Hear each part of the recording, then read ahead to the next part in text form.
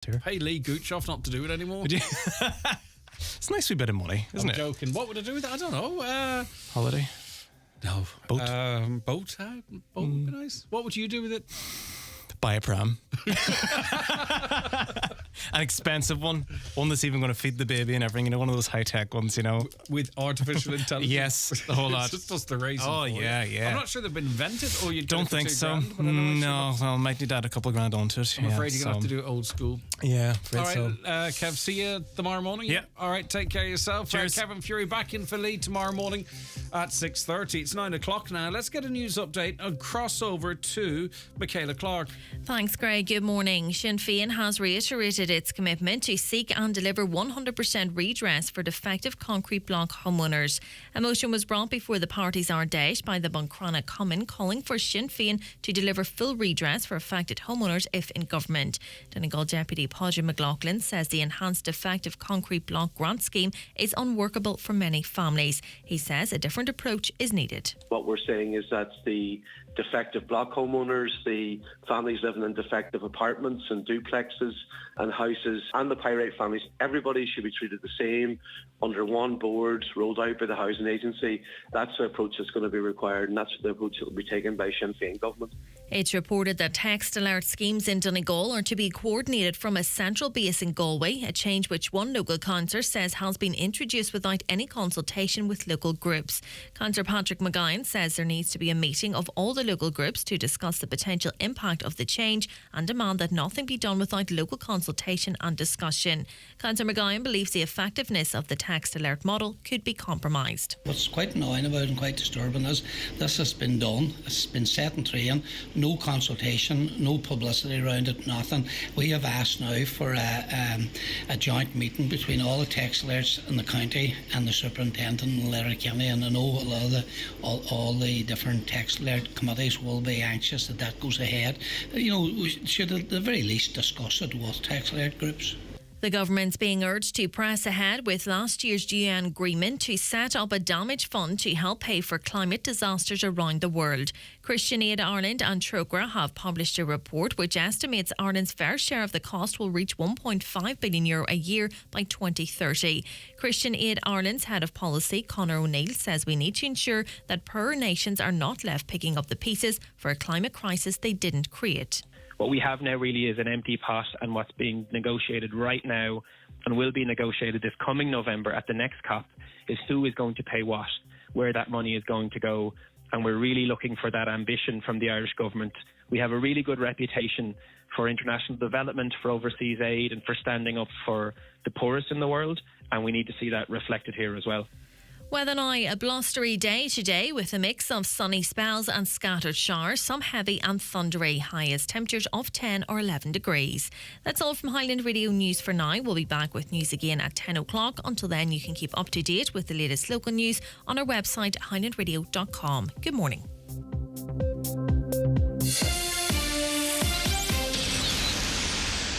Jack, everyone asks me if you're teething when you cry. But can you be teething all the time? Maybe you're hungry, or you're sad and need a little cuddle. Or maybe it's something else. At the HSE's mychild.ie and in the free My Child books, you'll find the answers you need.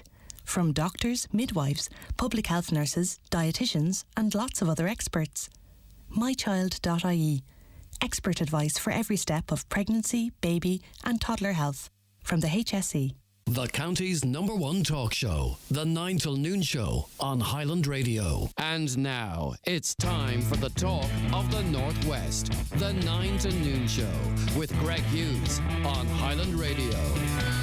Hello, good morning. It is approaching 4 minutes past 9 on this Tuesday, the 14th of November, 2023. How are you all keeping out there? I do hope you're very well. We're going to keep you informed and entertained, hopefully over the next 3 hours, so stick with us and throughout the day here on your #1 local radio station, Highland Radio. Lots to get through, lots to discuss. We want you involved in those conversations, or starting your own. 08660 25,000 is the WhatsApp and text number, and you can send in your WhatsApp voice notes as well if you prefer to comment on the issues that way. You can give us a call on 07491 25,000, or if you prefer, comments at highlandradio.com. And if you're calling from outside the Republic, of course, we still, in this day and age, with everything that's going on, still have these international dialing codes. But anyway, 00353, you drop the first O and then away with the rest of the number. So we want you involved wherever you are. And just to remind you that you can join us on your TV to watch the show on YouTube, your smart TV or your Fire Stick with the YouTube app. Just search Highland Radio Ireland, and we're on Facebook too, across all your devices. They got rid of it on the Fire Stick, which is unfortunate, and the TV. But anyway, YouTube is there. It's good. We're going to be showing you some images in a moment of a video that emerged overnight. That purports to be of St. Connell's Hospital in Letterkenny. Now, we are making inquiries to try and fully ascertain the background and the origin of these pics. But it was a video that was posted onto TikTok by a person who confirmed to me that it is, in fact, St. Connell's Hospital. And inside, or on this video, there is images of many boxes, which it's claimed contain medical files. And in some cases, there are close-up images of these medical files that the video maker claims is shot within St. Connell's Hospital. There's x-rays and other personal information. There's talk of ENTs and what have you. So it would appear that these are documents coming from an acute hospital and not St. Connell's Hospital itself. And what we have made inquiries to the HSE is this still the case? Are these boxes still stored in this fashion? How could somebody gain access to it? Is this an appropriate way to store these medical files? It appears that these may well have been medical files that were damaged, flood damaged. But even if that is the case, there is private information there that could pertain to people that are still alive, that are still undergoing treatment. So, as I say, we are waiting for confirmation from the HSE, for a reaction from them. We've contacted the hospital as well. I have been contacted by sources close to the hospital, let me put it like that.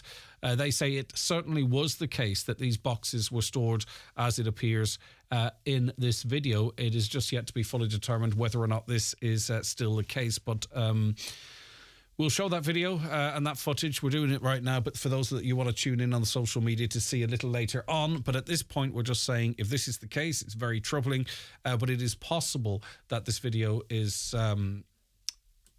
not brand new either, okay? So we have to be careful in that. But we do also have to recognise that if it is the case, it's really quite serious, and that's why we are contacting the HSE just to try and determine what is going on there.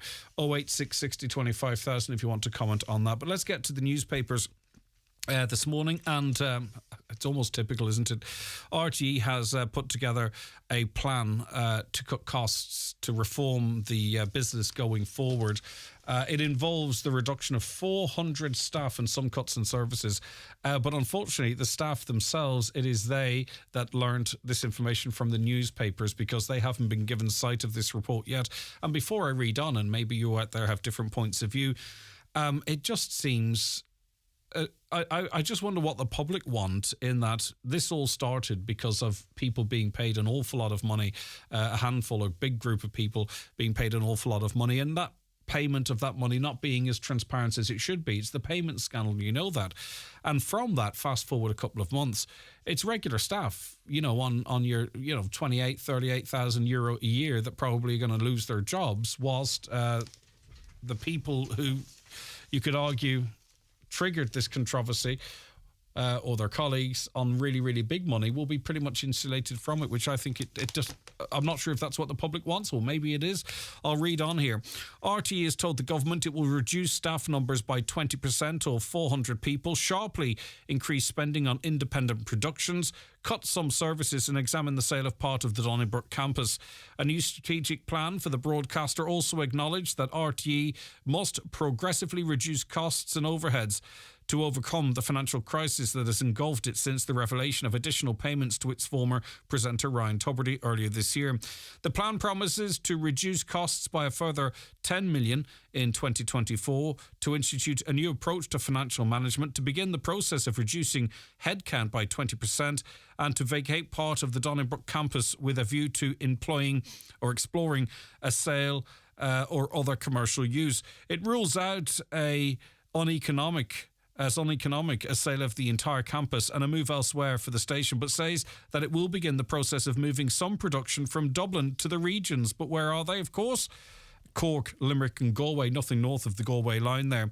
It aims to have increased production at Limerick, Cork and Galway by 2025. Reductions in staff numbers are expected to be initially at least voluntary and are likely to cost 40 million, it is understood. But RTE has done voluntary redundancy before, and I don't believe it's ever reached its targets in that regard, so it remains to be seen. All of this is being done so the government will support RTE financially, because many of you out there, for some reason or for one reason or another, have stopped paying your TV licence, and the government will only fund RTE the way they want them to if they have a plan to reduce overheads and what have you going forward. But anyway, that's the Irish Times. The Irish Independent this morning: Israel tanks took up positions at the gates of Gaza City's main hospital yesterday, the chief target in Israel's battle to seize control of the northern half of the Gaza Strip, where medics said patients, including newborns, were dying for lack of fuel. Did you ever think we'd get to a point in humanity, really, where a democratic, Western-supported country would see hospitals as on the table, ambulances on the table in terms of attacks, babies dying because they've no fuel to run incubators, that is collateral damage, is it? Young children, two of which are pictured on the front or inside the paper today, young kids that are, 5 or 6, 7, they should be heading off to school. But instead, they're dying, they're bloodied, they're covered in the aftermath of explosions, if they're lucky enough to be in one piece and have their limbs or to be alive for that matter. And it seems that it's okay. The appropriate reaction to that is say, listen, can you back off the hospitals a little bit, please? Don't use the bombs we've given you on the hospitals. Where did it come to a point where children, women, 4,000 children wiped off the face of the earth, 3,000 women wiped off the face of the earth? They aren't Hamas. Again, notwithstanding the incredibly horrendous attack that took place on Israeli soil at the start of October. But what's going on in this world that we kind of just carry on when that's happening to 4,000 children, 3,000 women? And the reason I identify them separate to men is because, they are clearly not members of Hamas, that you can cut supplies, cut petrol, cut diesel, cut power, cut contact to a hospital. And we babies are having to be wrapped in tinfoil to keep them alive because their incubators have shut down. How is that in any way, our Western leaders, can they sort of not strengthen their language a little bit in relation to that? I mean, that's not war, is it?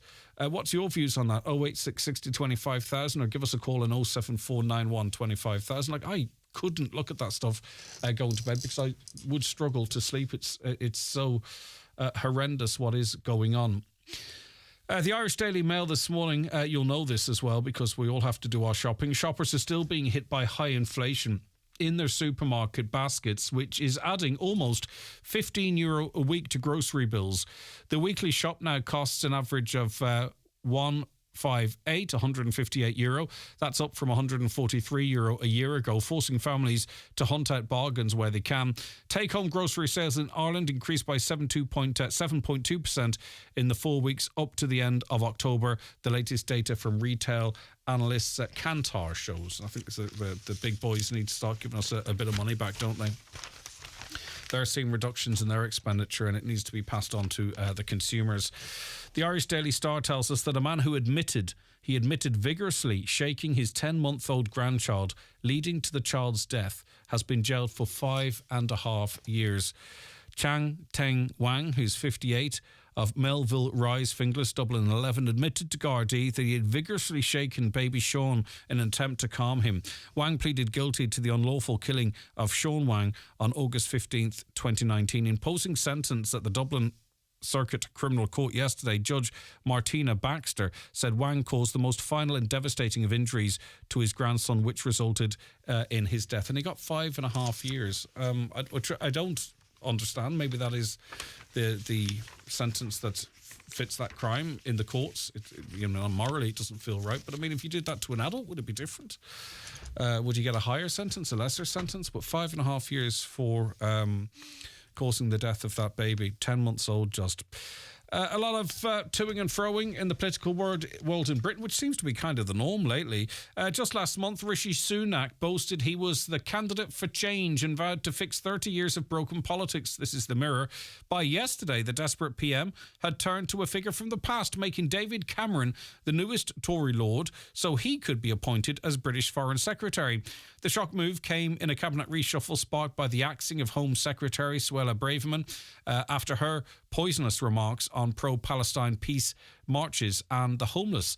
Despite having 350 MPs to choose from for the role, Mr Sunak was accused of scraping the barrel with the appointment of a former PM who was the architect of austerity and who plunged Britain into years of chaos with his Brexit referendum gamble, which he lost. You remember that, indeed, and he's back again. And presumably, if he's not an MP, he doesn't face questioning or scrutiny, does he not? I don't know. But anyway. And lastly, if you're a coffee lover, enjoy your coffee. But I thought I'd read this in any case. It's in the Sun. A third of drinks from coffee shops contain more sugar than recommended daily, a study shows. The beverages and sweet treats sold by the likes of Starbucks and Costa exceeded the suggested 30-gram maximum. A milkshake and cake combo at Coffee Republic has 150 grams of free sugars, more than 5 times the recommended daily limit. So just keep an eye on that. Right. OK, that's a run through the papers. Anything you want to comment on, please get in touch with us. Shall I remind you of the numbers one more time? If you want to call Donna Marie or Shannon, it's 07491 25000. If you want a WhatsApp or text, it's 08660 25000. The newspapers are courtesy of Kelly Centra Mountaintop Letterkenny, the C-Store National Large Forecourt of the Year for 2022. The 9 till noon show is brought to you by Letterkenny Credit Union, offering low-rate car loans with fast approval. Apply online at letterkennycu.ie or in office today. Eat healthy, work smart, be better. I don't listen to any of that. I'm fine the way I am, according to the mammy. And we all know she's never wrong. No, the only thing I'm changing is my broadband provider. You see, National Broadband Ireland is delivering high-speed fibre broadband right to my door. With almost 50 broadband providers using their network, I can decide who I want to connect with. I just need to find the best deal for me. And the mammy, of course. You can find out all about it at nbi.ie. NBI, building a limitless Ireland, supported by the Government of Ireland. An emotion stirred, an idea accelerated. That's progress you can feel, and the very definition of the Audi 241 range. From the sporty, iconic Audi A4 and the all-electric Audi Q4 e-tron to the pioneering Audi Q8 e-tron, offering greater range than you can even imagine. Test drive the Audi 241 range at an Audi dealer near you today. Do you need a UK address? Save hundreds of euros on custom charges shopping online with Space Hub Dairy. We provide a full virtual office address mailbox service for all your business and personal use. Save your business hundreds, possibly thousands, on custom charges with Space Hub Dairy. Call 048 7187 8077 for more details. Uisce Éireann is Ireland's national water utility, responsible for delivering clean, safe and reliable national public drinking water and wastewater services for Ireland. For any questions about public water services or to report an issue in your area, we can be contacted 24 hours a day, 7 days a week on 1800 278 278 or visit water.ie. Uisce Éireann. Delivering water services for Ireland. Highland Radio time checks with Expressway. Travel Route 32 from Letterkenny to Dublin when you book online and travel for less. Expressway, bringing you the time at... The time's 18 minutes past 9. Now, the fallout from Storm Debbie here in the northwest is becoming more clearer now, and we received this letter. We've been residents of this housing estate. This is in Dunfanaghy, by the way. We've been the residents of this housing estate for 7.5 years. During these years, there's been an issue with flooding 3 to 4 times a year. It usually occurs with a heavy rainfall and the surface water running from the main road, Pound Street, leading to Perth, pooling outside our home. At its worst, the depth of the water gathered outside our home is approximately 4 foot deep, making it impossible for us to leave our home even by car. As we have 3 school-aged children and 1 at play school, it's vital that we're able to leave our home. On a few other occasions, and today, the 13th of November, this was not possible, and so our children remained at home. We've been in contact with the council on several occasions over the years, including an on-site meeting to discuss the issue. We've been fobbed off and told there was no money to fix this problem numerous times. As to our knowledge, there has been no quotation sought to fix this issue. The height of their solution to the issue when I rang them was to put road signs up warning motorists the area was flooded. Last year, after the flood water had not subsided by the 3rd day, we contacted Glenard Plant to pump away the water at our own expense. They took 10 tanker loads of water away. There is an electricity box outside our home on the estate that becomes nearly fully immersed in the flood water, and that can be seen by those of you who are watching the show today. It's fully immersed in flood water, which has also been brought to the attention of the council. Because of the sheer amount of water gathered, the sewers are also full of rainwater, leading to the sewer water overflowing, which no doubt is an environmental hazard. As I write this, the local fire brigade are pumping the flood water down Pound Street away from the flood area. This is the first time they've been called out for this, and Councillor Michael McClafferty made this arrangement for us. We are grateful for his assistance, but do question if this is an appropriate use of resources, especially if we were to take this route 3 to 4 times a year, which is quite considerate of them, suggesting that it really should not be up to the emergency services to deal with this on an ongoing basis. Councillor Michael McClafferty was mentioned there. He joins us on the programme now. A dire situation for residents, Michael. Explain it for those in Radioland. Explain it as much as you can, what the experience of these people is. Yes, Greg, good morning, Greg and listeners. Yeah, basically the experience of these people is, as the photos show you, that you have there, and obviously the email articulates things very well there as well, what life is like for them. But basically these people yesterday in that estate there, Portdale and Dunfanny there, were effectively locked in their homes, just they couldn't get out. And they couldn't get out because of 4 foot of water outside. As the email writes, this is an ongoing problem. It's been on a long time. It's been on whatever number of years now. It's finding very hard to get a resolve on it. My own view on things, a resolve would be got if money would be more freed up here, and if general infrastructure and if infrastructure in general would be freed up. At this stage, I don't think it's any secret to anybody, including Portdale there outside the estate there in question, on down the road from that, where the fire service, in fairness, done their best yesterday and did do their best. They were there for almost 4 hours there, dealing with the situation. There were 2 pumps going there, and we thank them very much and very grateful for doing that. But on the grand scale of things, there is a problem there, ongoing problem that myself and other colleagues are trying to resolve. But on down from that then, Greg, there's also problems there as well with the infrastructure there, Dunfanny pipework and so on, etc. The reality is here, whatever happened in years gone by, and although Portdale's only up 7 years, even going back 6-7 years ago, things was happening then that is not acceptable. It's not acceptable today. It's not solving the problem. And part of what was going on then as well, possibly 2 smaller pipes at that time were going in as well, in the general area there as well. And now we have the problems that we have now. Although Portdale needs to get their own outside there, we have to get some sort of mechanism in place, Greg, to try and get the water pumped away from there. If drainage isn't going to work as such, we need to get some other technology or something there, a possible pump station going. I'm not exactly sure, to be honest with you. I'm not an engineer, but we're going to a meeting this morning. We'll be talking about this. One actual miner from UK has been in contact as well via Facebook to myself about how they would see things, and again they've come back to the situation as well, possibly a sump situation, pump it out and so on, etc.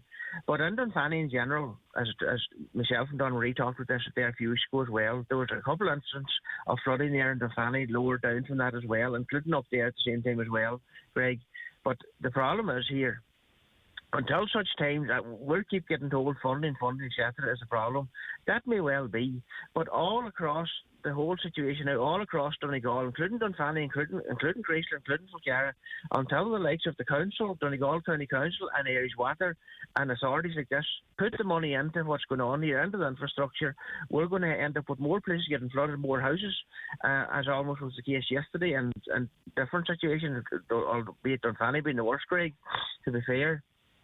But until this happens, until money is found here and money is put into these places, and the authorities that be as well agree to upgrading infrastructure, nothing's going to change. They're probably about maybe roughly maybe 100. Are these houses in a hollow, Councillor McClafferty? I mean, we are where we are. Don't get me wrong, but was this a? Do you think this is was a interesting planning approval, given the fact that these properties seem to be sitting low down? Unfortunately, where they are as such, there is a portion of them sitting where they are. They are effectively low down as such, yes, compared to you are driving and they are sitting in a hollow, yes, all right, definitely. All right. They are in a hollow.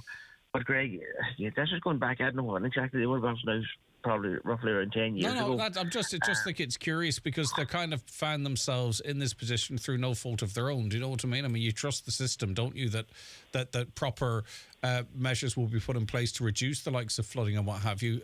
Yet here we are. Well, here we are, yes, and you're 100% right. This is the problem for many people. Unfortunately, the people there at the minute, people elsewhere, and various estates and various houses elsewhere, all through the county at the minute, and it is just a big problem. But the problem is, I do believe myself, Greg, some of these problems could be sorted at local level, but that much tied up red tape and policy. The councils don't have the authority, the engineers don't have the authority to give the proper go-aheads as such. For example, our rivers, drains all through the place, they're all clogged up more or less. Yeah. This has contributed a big part as well to the flooding down Cork, down Wexford, down that end. I know, again, but just in terms of sort of more of immediate solution though to the issues for these families in Dunfanny, they're trapped in their homes. They can't move 3 or 4 times a year. Is there no drainage system down there? I mean, the council surely is responsible, and this can't be allowed to go on, where full foot of water is flowing around houses. So where's this water supposed to go away? Can the council not go down and say, we need to put in drainage, or there is no drainage, or the drain is blocked, or the pipes aren't wide enough? Do you know what I mean? This can't be beyond the good engineers that we have working in the county to say, right, they can't elevate these houses 20 feet into the air, so they have to come up with an engineering solution to stop this water flowing into this estate. I agree with you, Greg. That's exactly what has to happen here. The engineers do have to go up with a solution. But as well as that as well, going back to the engineers' point of it, Dunfanny is one of the towns, both uniquely as such, but other towns will be the same as it as well, suffering from historic problems going back to the early 80s, for example, and this feeds into as well to the situation. But these houses weren't built in the early 80s, Michael. I'm not contradicting you, and it's not your fault, but you know that power box that's 4 foot underwater wasn't put in there in the 80s. No, I know that, Greg, but I'm getting to the point here. Okay, the point is, Dunfanny, the pipework in Dunfanny was built in the 80s, was upgraded in the 80s for around 800 houses. You're heading now upwards of clearly well over 2,000 houses, depending on the same pipework. Unfortunately, in around that estate there, on a matter of 100, 150 metres away from that estate, there is pipework there needs to be replaced. Right. At the moment, it is not getting replaced, and whatever will happen when that pipework is replaced, I am told if the pipework is replaced, from local knowledge, it would be a big help. It may not be the ultimate solution, but it would certainly be a help, and hopefully it would take away the situations like of yesterday that's happening several times a year that we are aware of, and it's very unfortunate. It's not fair.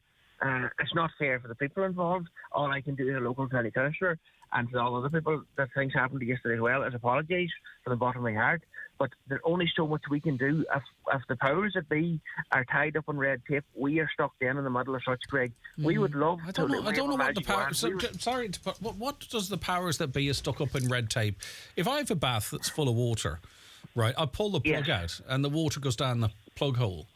But where is the red tape here? We've got people here who are paying their taxes. The problem is, Greg, the red tape is why we're not getting the funding to sort out the paperwork in the valley. That is the problem. Okay. So to me, that is sorry, I beg your pardon. So there is plans in place. Plans have been drawn up. The engineers have been on site. They've come up with an engineering solution to fix this problem, but they can't get funding to implement that. Is that what you're saying? What I would say is that an ultimate plan may not be drawn up for us. Well, how can you seek funding for a plan that's not drawn up? Well, we can seek funding for what is. We need to seek funding, Greg, so we know what is wrong there. There is problems on down. There's not, as far as I understand, there's not a specific plan in place at the moment for outside the state. But that's not red tape, you see. That's not red tape. That's foot dragging. Well, Greg, as you wish to put it, but further down from that, 100, 150 metres away, where part of the big problem lies, all the town pipes are crashing into the one junction there, just down below Pound Street. There's Flynn's Chemist there. They're all crashing there on wet weather and a wet day, etc. And then, as a result, then the water cannot get away. We have manholes, everything busting up. We have sewers rising. There is a problem there. The council are aware of it. The government are aware of it. And the funding is not coming as such to sort it out, and that's where things are needed, as well as an independent solution up to outside the state there yesterday as well, Greg. I agree with you, yes. Yeah. All right, and it shouldn't fall to the fair play to the fire service responding to the call, but it shouldn't fall to them, Michael. They're an emergency service. They're not there to fix the problems that poor infrastructure creates. Yeah, I appreciate that too, Greg, as well. And like I said yesterday and today, we appreciate them going out. I do feel myself it's onto the remit, but it is definitely a strain in resources. I mean, for example, God forbid if they were needed elsewhere. But for all I knew yesterday, Greg, when I made the call as well, they were needed there as well, because I did not know. I'm not an engineer. I'm not an electrician. I did not know when I see a mini puller submerged in water if that's dangerous or not. I get you. Yeah, it is an emergency. No, I don't. I'm not questioning you. I'm not questioning them coming to help yesterday. What I'm kind of saying is that we shouldn't have to rely on them. And in fact, our emailer said the same. Okay, well, listen, hopefully something is done.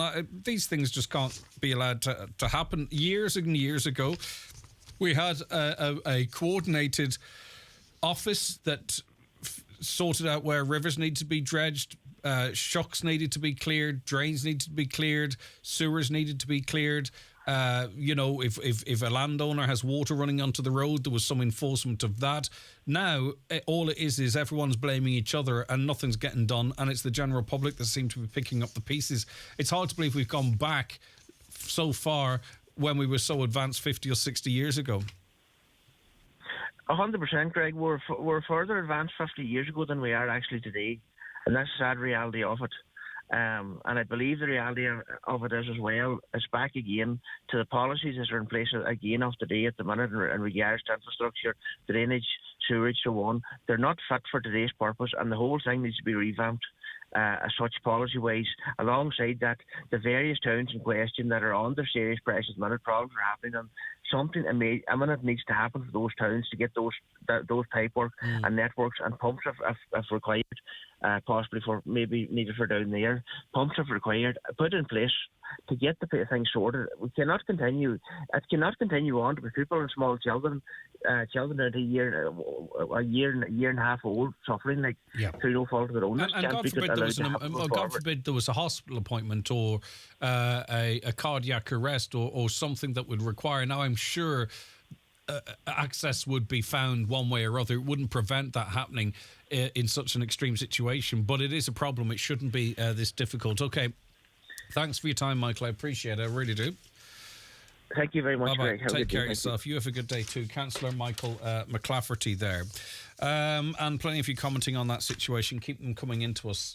Watch the show live now on YouTube, Facebook and at highlandradio.com. The 9 till noon show with Letterkenny Credit Union. Simplify your debts with a debt consolidation loan from Letterkenny Credit Union. Call us on 074 910 2126 or apply online via our app or in office today. What if you could send a free chocolate bar in secret to someone special? Just to, give them a little lift. With the Cadbury Secret Santa Postal Service, you can send free chocolate secretly from a poster. They're popping up all over the country, from great big cities to quaint little towns. Look out for a poster near you or search Cadbury Secret Santa to find out more. 18 plus, free service on selected products while stocks last until December the 24th. For full terms and conditions, visit cadbury.ie. Free GP care is now available for more people in Ireland.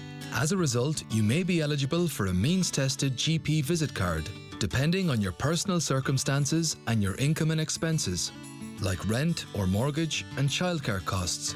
To find out more or to apply for a GP visit card, go to hse.ie/GP visit cards. An initiative of the Government of Ireland. Brian McCormick, Sports and Leisure, your football specialist. Adidas football boots in many ranges like Crazy Fast, Copa Pure and Predator Accuracy. Puma King Ultimate, King Top, King Future Match for kids and adults. Available in a mixture of soft and firm ground. Adidas socks and shorts, gum shields that can be remolded to improve fit. Match up your boots with Adidas or O'Neill's set of socks and shorts. Brian McCormick Sports, your football specialist. Click on bmcsports.ie or call in Main Street, Letterkenny. Hi, Kate Appleby here. Just wanted to let you all know my exciting new autumn shoe collection is available nationwide in all good shoe stores. kateappleby.com. Hope you enjoy my shoes. It's the Christmas cracker we've all been waiting for. Join Highland Radio for a star-studded Christmas concert on Monday the 11th of December in the Mount Errigal Hotel, Letterkenny. Starring Michael English and his band, Claudia Buckley, John McNichol, rising star Jack Keogh and myself, David James. This is a Christmas night out not to be missed. Tickets €25, available from the Mount Errigal Hotel reception or online from the outlet at highlandradio.com. Dinner, bed and breakfast packages also available. That's the Highland Radio Christmas concert on Monday the 11th of December. All right, some of your comments here. I'm in my early 70s. I've never seen it so bad. I've walked to school, work on the same road for over 60 years. Never was it so bad. Never seen water in places where I see it now. They don't clear the shucks anymore. Is that not part of the problem? The council must stop allowing building on floodplains. Simple as that. Indeed, perhaps maybe that is no longer the case. You would hope, wouldn't you? Rivers are not blocked. They are mismanaged with trees cut and drains put in where they shouldn't be. Engineers are not river experts. Ecologists are. Another planning was obviously the problem in Dunfanaghy. The dogs in the street can see it. Too many houses built and people wondering why the planning inquiry laws on the minister's desk for 4 years. The main road into Falcara was terrible. Unless council staff can clear drains from pickup there, not going to get out with the shovel. Ask Michael about this, please. I don't think that's fair on the council staff either, but thanks for your comment. Anyone know what the road is like from Trenta to Letterkenny? I'm not really quite sure what the problem might be there. Anyone know? Let us know. The housing policy is also discriminatory, as landlords who house refugees pay no tax on the income they receive and don't have to register with the RTB. Thus, there is no incentive for landlords to rent to Irish people. Well, there is, because you get much more rent even after tax renting to an Irish family than you might using that $800 a month scheme. Is it 8 or 400 a month scheme from the government? Traffic tailbacked to the top of the dual carriageway again this morning going into Letterkenny. Don't see any changes with the lights. I'm afraid to mention those lights now at this stage. But lots of people having lots of time added to their day. If you want to comment on that, let us know. Right, Joshua is with us now. Good morning, Joshua. Good morning, Greg. Thanks for joining us. Right, you are living in what area are you living in, if you don't mind saying? We're in the sort of Lisnell and Gortley area. Right, okay. And there's construction work ongoing. You're finding it quite disruptive? Yes, it starts at about 7 o'clock to 7 o'clock in the evening. It's a rock breaker, which is constantly banging. It's beginning about 5 weeks now. I was in next to the house. It was probably, I would say, probably 3/4 of a kilometre away. The rock breaker was going on a Sunday morning, and it was actually quite disruptive, and that's quite some distance away. Your situation is much closer. Can you describe what it's like inside the house as it's going? You could have listened, but they've actually just stopped as we started talking here. Probably switched off to have a listen. Yeah, it's been going on for about 5 weeks now. We have rang the council, and in fairness to the council, they were very good.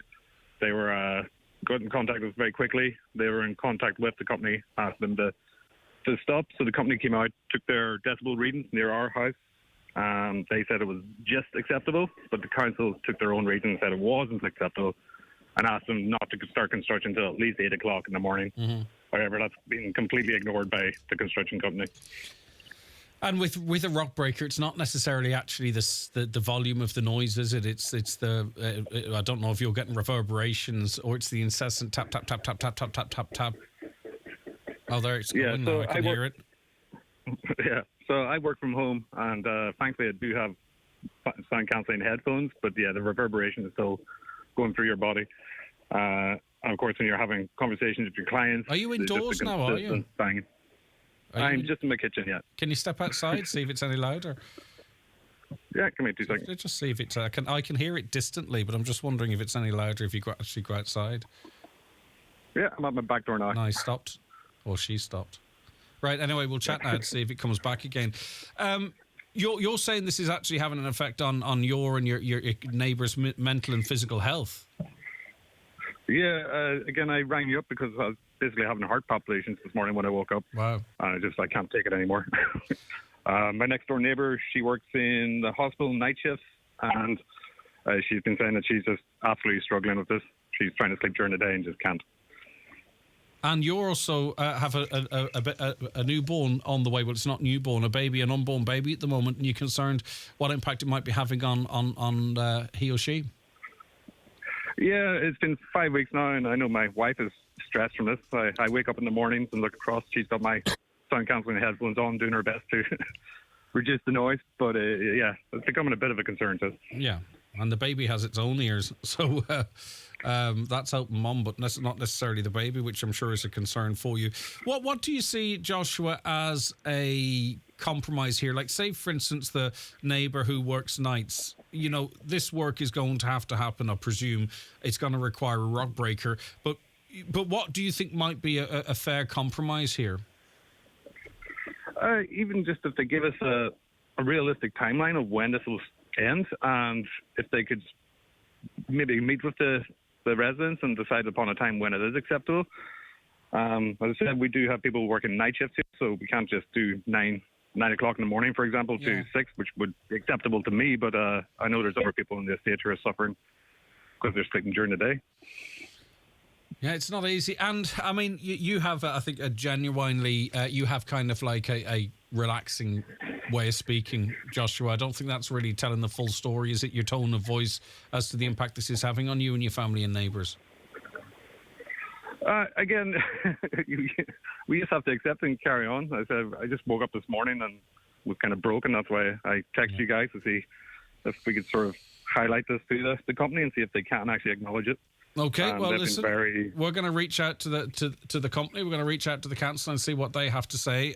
Donna Marie has those details. We'll do that off air, Joshua, and see, even at the very least, get some sort of... I think, at the very least, if you knew that it was going to end, you know, the third week of November or something, do you know what I mean? Maybe you could work with that, but you just are in a vacuum of no information at this point.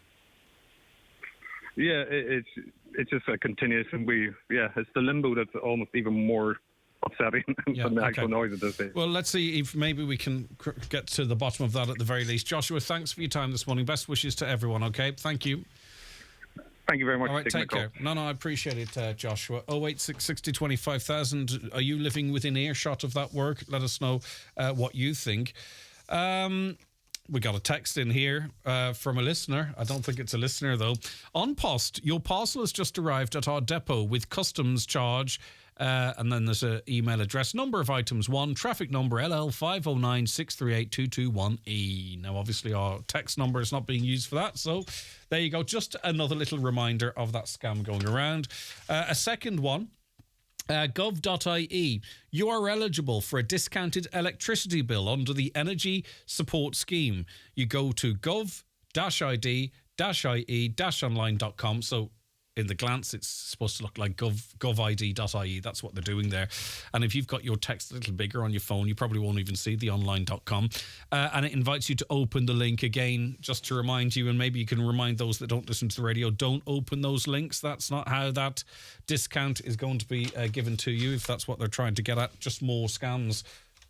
The 9 till noon show is brought to you by Letterkenny Credit Union. Digital loans now available. Apply online or via our app today and get your loan transferred directly to your current account. I have the right to make decisions that matter to me. Decisions about my money, my property, where I live. Decisions about care and medical treatment. If I need formal support, the new decision support service can help. And if I want to plan ahead, so that my wishes are always known and respected, I could do that too. The Decision Support Service can help me and those close to me. To understand the options available. My decisions. My rights. To find out more, visit decisionsupportservice.ie. How are you doing, Liam? Usual, is it? Seesaw? At Visa, we're proud to support small businesses in every community, like Murphy's of Dingle, makers of quality ice cream supplied by Kerry Dairy Farms. When you shop with an independent business, it multiplies to support your community. Where you shop matters. Visa.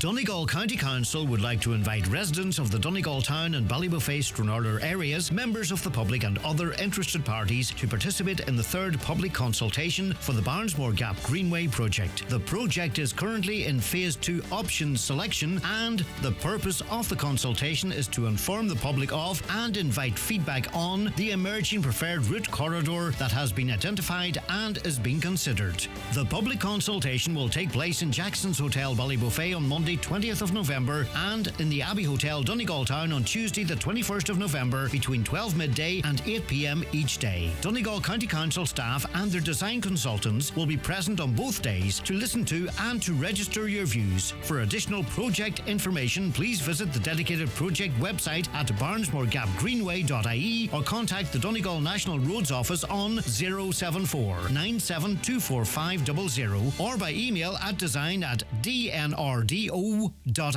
Highland Radio weather updates brought to you by Grant. From condensing oil and HVO biofuel boilers to heat pumps and underfloor heating, you can trust Grant to heat your home. Visit grant.ie. Okay, weather forecast for today reads as follows. A blustery day with a mix of sunny spells and scattered showers. Some heavy and thundery. Highest temperatures of 10 or 11 degrees in moderate to fresh and gusty southwest to west winds, reaching strong at times, so be careful out there. Gabriel joins us on the programme now. Hi, Gabriel. Hello, Greg. How's things? I'm all right. Good to have you on the programme. Right, you are in quite a bit of pain, aren't you? You need... go, tell us the story. Well, I'm waiting to get a knee replacement and my hip gave there in June, and I'm waiting to see a consultant at the Kenny, and I was told it'll be over 4 years for us to see him. Mm-hmm. And it's put down as an emergency. 4 years? That's the waiting list department told me that. So it has been determined, Gabriel, and your doctor is convinced that you do need a knee replacement. And is it a knee and a hip replacement, or are you waiting to see a consultant? Well, both. Yeah. And do you think you can tolerate the pain for 4 years? The hip, I was told the hip's gone. Right. The knee's gone too. So, but Kingsbridge and Belfast is dealing with a knee. So there. Yeah. But the hip's another story. Can you do both of them in the cross-border scheme, I wonder, Gabriel? Well, the doctor Lifford reckons I should be seen by Kingsbridge too if Letterkenny's refusing to see me. Yeah. But 4 years you've been told it'll be before you get to see an orthopaedic doctor in Letterkenny University Hospital. Correct, that's what the waiting list department told me. Right, okay. And did they put that in writing, or did they just tell you that's the kind of amount of time you can expect? Told me that over the phone when I phoned them up to find out how long I'll be waiting. Yeah. And of course, you even if you did get your hip done privately, you're probably going to have to try and find, I don't know what it is, 10 grand, something like that. I mean, is that doable for you? Oh, well, I'm a medical. I don't work on a medical here. Yeah, I know you said that in the text, or I wouldn't have asked that private information, Gabriel. So in other words, it's not easy for you to sort of come up with money and maybe even an extra 1,000 or 2,000, 3,000 that you might have to find to go and get this done privately in the north. No, it's nearly impossible to do that. Yeah, okay. But the alternative is 4 years. Like, how does the hip affect you? I know people with bad hips, they struggle to get comfortable in a chair or even to sleep. Gabriel, is that your situation? That is my situation. I can't sit too long. I bother lying. Very stiff in the morning. Well, you have to move or else the seat's open and the worse. Right, okay. And, okay, it's very frustrating, Gabriel, and I think there's many people in the same situation as you. You know, when I have opportunity to ask these questions, I will, Gabriel, and we hope that we can come up with some answers. But you know yourself, it's not just orthopaedics. It's in many disciplines across Letterkenny University Hospital, people are struggling for appointments or being given these crazy 3-4 year predictions to be seen. I know that, but it's not them suffering. Yeah, okay. Leave it with us, Gabriel. I'm sorry to hear what you're going through. I really, truly am. 08660 25,000 if you want to add to that. Or had a comment in as it relates to the roadworks that's happening down in Donegal Town. Now, I spoke to 2 people in relation to this a couple of weeks ago. Honestly, I struggled to see what the fix was here. They're putting in a one-way system in and around Donegal Town and parts of Donegal Town. There's other work going on at the moment. And I couldn't really see how it was fixing any problem, because some of the problems really that cause issues in Donegal Town are double and triple parking. Effectively, the Diamond is a bus stop. And I would like to see those issues resolved and then see how everything else works out after that. But anyway, there's a massive bit of work going on at the moment. Trevor in Donegal Town says all traffic is directed to the Diamond and causing delays and confusion. The junction at the Glebe School is beyond a joke. And at SuperValu, the old saying is, if it ain't broke, don't fix it, comes to mind. I think locals should have their say in a meeting called with Donegal County Council representatives. Are you in and around the Donegal Town area? Do you support the work that's ongoing there? As I say, we spoke to 2 business people. Actually, it was a mayor and a business person who seemed to be of the view that this was positive work that needs to be done, and hopefully it would be an improvement. Right, we are joined on the programme now by Sharmina Karmat from the Donegal Indian Society. He's joining us to talk about Diwali. And what it is and what's happened in Donegal to celebrate. Okay, Sharmina, good morning to you. Good morning, Greg. How are you? Good. Right. Diwali, if I'm pronouncing that correctly. It's a very important time in the India calendar. That's correct, yeah. So first of all, I'd like to wish all the listeners a happy Diwali. Actually, it's a Deepavali, we call it, because it's called an array of lights. Mm-hmm. So the most important message of Diwali is, as you know, it's the festival of lights. It's the triumph of light over darkness, good over evil, and knowledge over ignorance. That's what Diwali signifies, and that's why people here clean up their houses, light lamps all over the house. They put lanterns. They clean up the house, and it's like we want to welcome. It's like a new year. It's like Christmas for you guys. Mm-hmm. It's one of the biggest festivals in the Indian calendar. It's celebrated all over India and people all around the world as well. Is today the 3rd day of Diwali? Have I got my dates correct? Because today is an important day for family, isn't it? Yes, actually, Sunday was the most important day. It's celebrated for 5 days. Mm-hmm. So every day has a significance. So every day is important, but the thing is, it's all about us celebrating it together as a community and families. We in Donegal, like all the Indian community, I'm just representing the Indian community in Letterkenny. Yep. And we are planning to have a big celebration on the 3rd of December. It's in the Anne Greenan Theatre. And it's from 3 o'clock to 7 o'clock. We'll be putting out the posters and selling the tickets soon, but we are just preparing all that right now. What can we look forward to on the 3rd of December then? On 3rd of December is going to be, there's going to be food, and there is going to be cultural events. There'll be dance, singing, music. It'll be a jam-packed afternoon of fun. And you know, any Indian celebration cannot be finished without Indian food. So we're going to have Indian food. And I think those who don't, you know, there is a perception of people in Britain and Ireland eat a variation of Indian food, but dependent on where you are in India, north, south, east, west, there's a vast array of different types of foods to sample, I hope, Sharmina. But you know what I mean? We in as I say, the likes of Britain and Ireland, we can have quite a narrow view of what we perceive to be Indian food.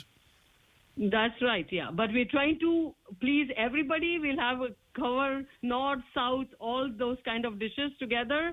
And we want to give a sample of what people would like. We don't want to make it too spicy or something new. It has to gear to everybody's taste. So stick the spice in, Sharmina. You don't want to dumb the flavour down. Stick the spice in. Yeah. That's what I would say. Right, okay. And this is, it's a really important festival celebrated by billions of people, or at least 1 billion people right across the world. Yeah. How important is it now that your home is here, of course, Sharmina, as it is for your fellow members of the Indian community? But how important is it just to sort of have that, connection with, India, in that you're celebrating at the same time as the people of India are as well? Is it really important to the diaspora? Yes, definitely. Because you see, the thing is, we have come all the way from India, but we want to keep our traditions. We want to give this information to our children. We want them to understand what Diwali is about. You know, it's staying connected with your roots. At the same time, you're fostering a sense of belonging, a pride in your heritage. And that's why we want to have Diwali celebration with our family. And community gatherings are very important because it's a celebration away from home. It's like you having Christmas in some other country, but you want to give your children what you enjoyed when you were younger kids. Yeah. So we're trying to do whatever we can in every small way. It's important for all of us. The awareness is important, and to inform, I think when they go to school, it's important for the wider community to understand what Diwali is about. Like the other children in their school, when we celebrate Diwali, our children could give information to the other children, because we are living in a world where there's mixed cultures.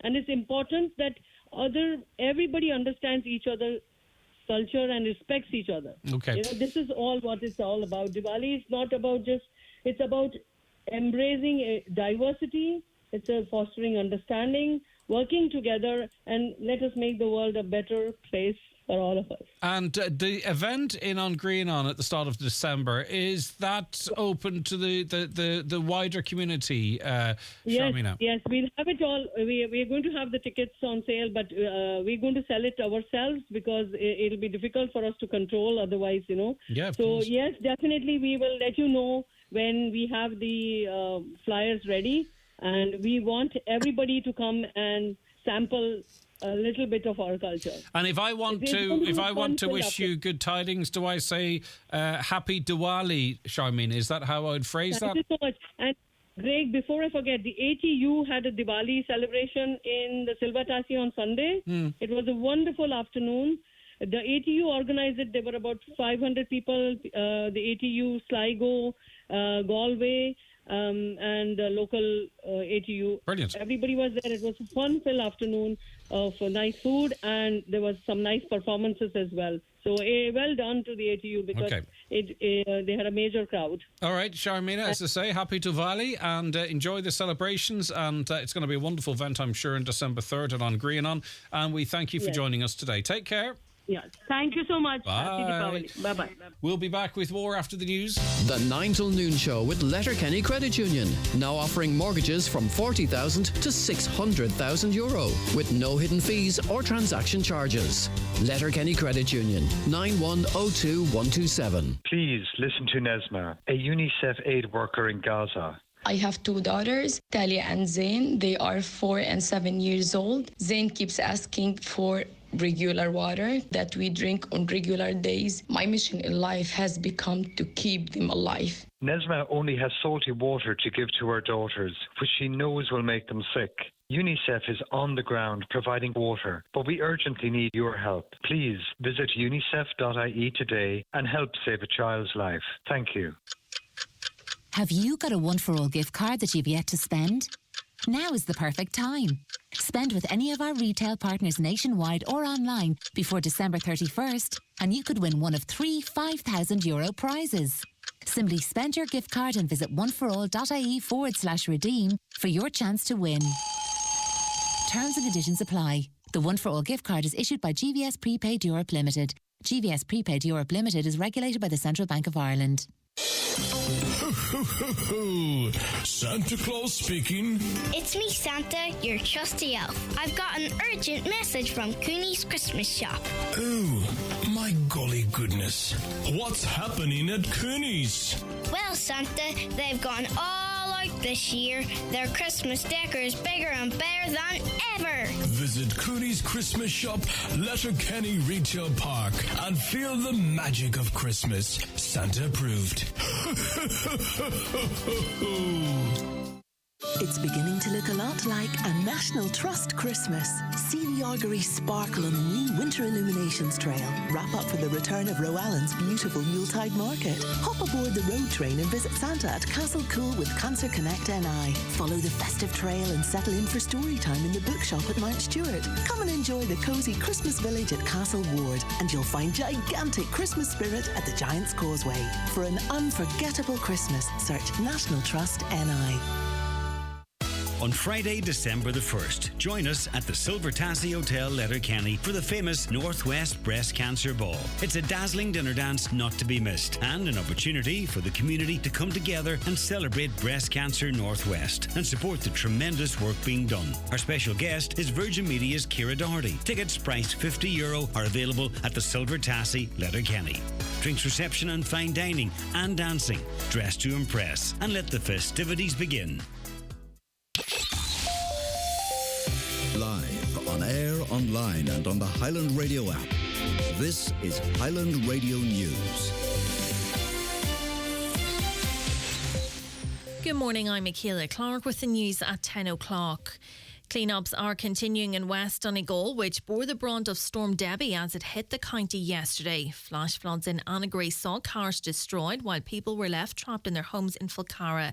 Many roads have been washed away in parts also.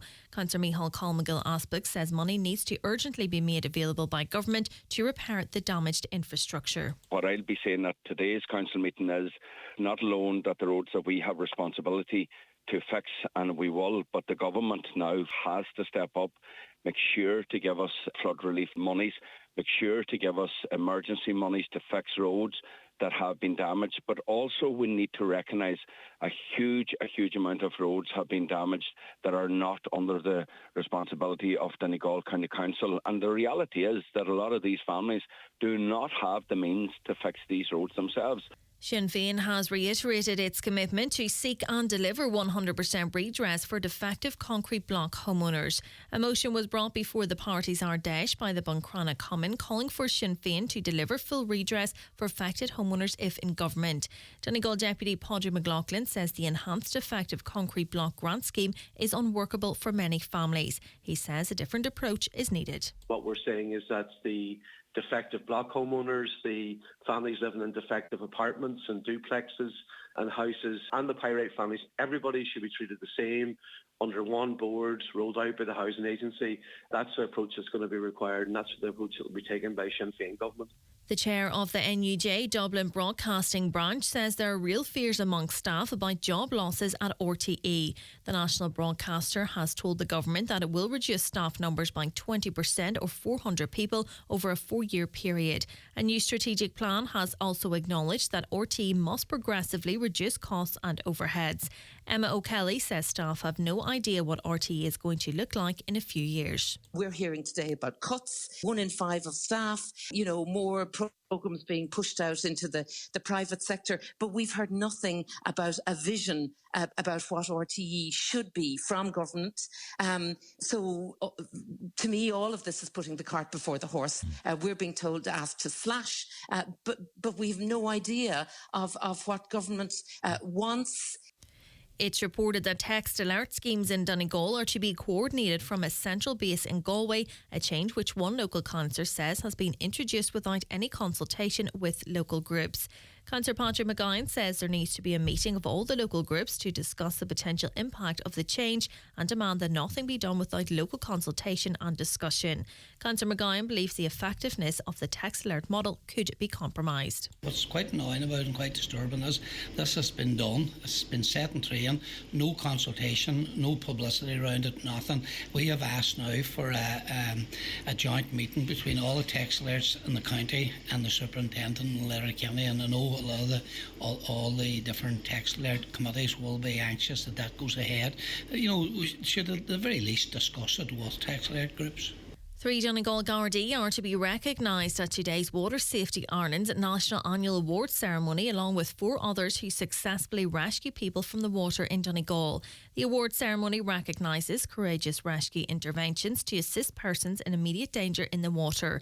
A total of 55 rescuers are to be honoured for helping save the lives of 29 people.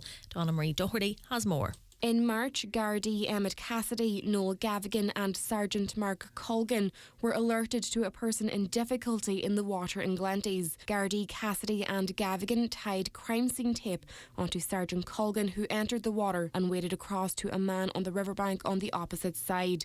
Sergeant Colgan placed the man on his shoulder and brought him to safety. In June, Donegal Maguire and Dara Flanagan heard a cry for help at Bundoran Beach.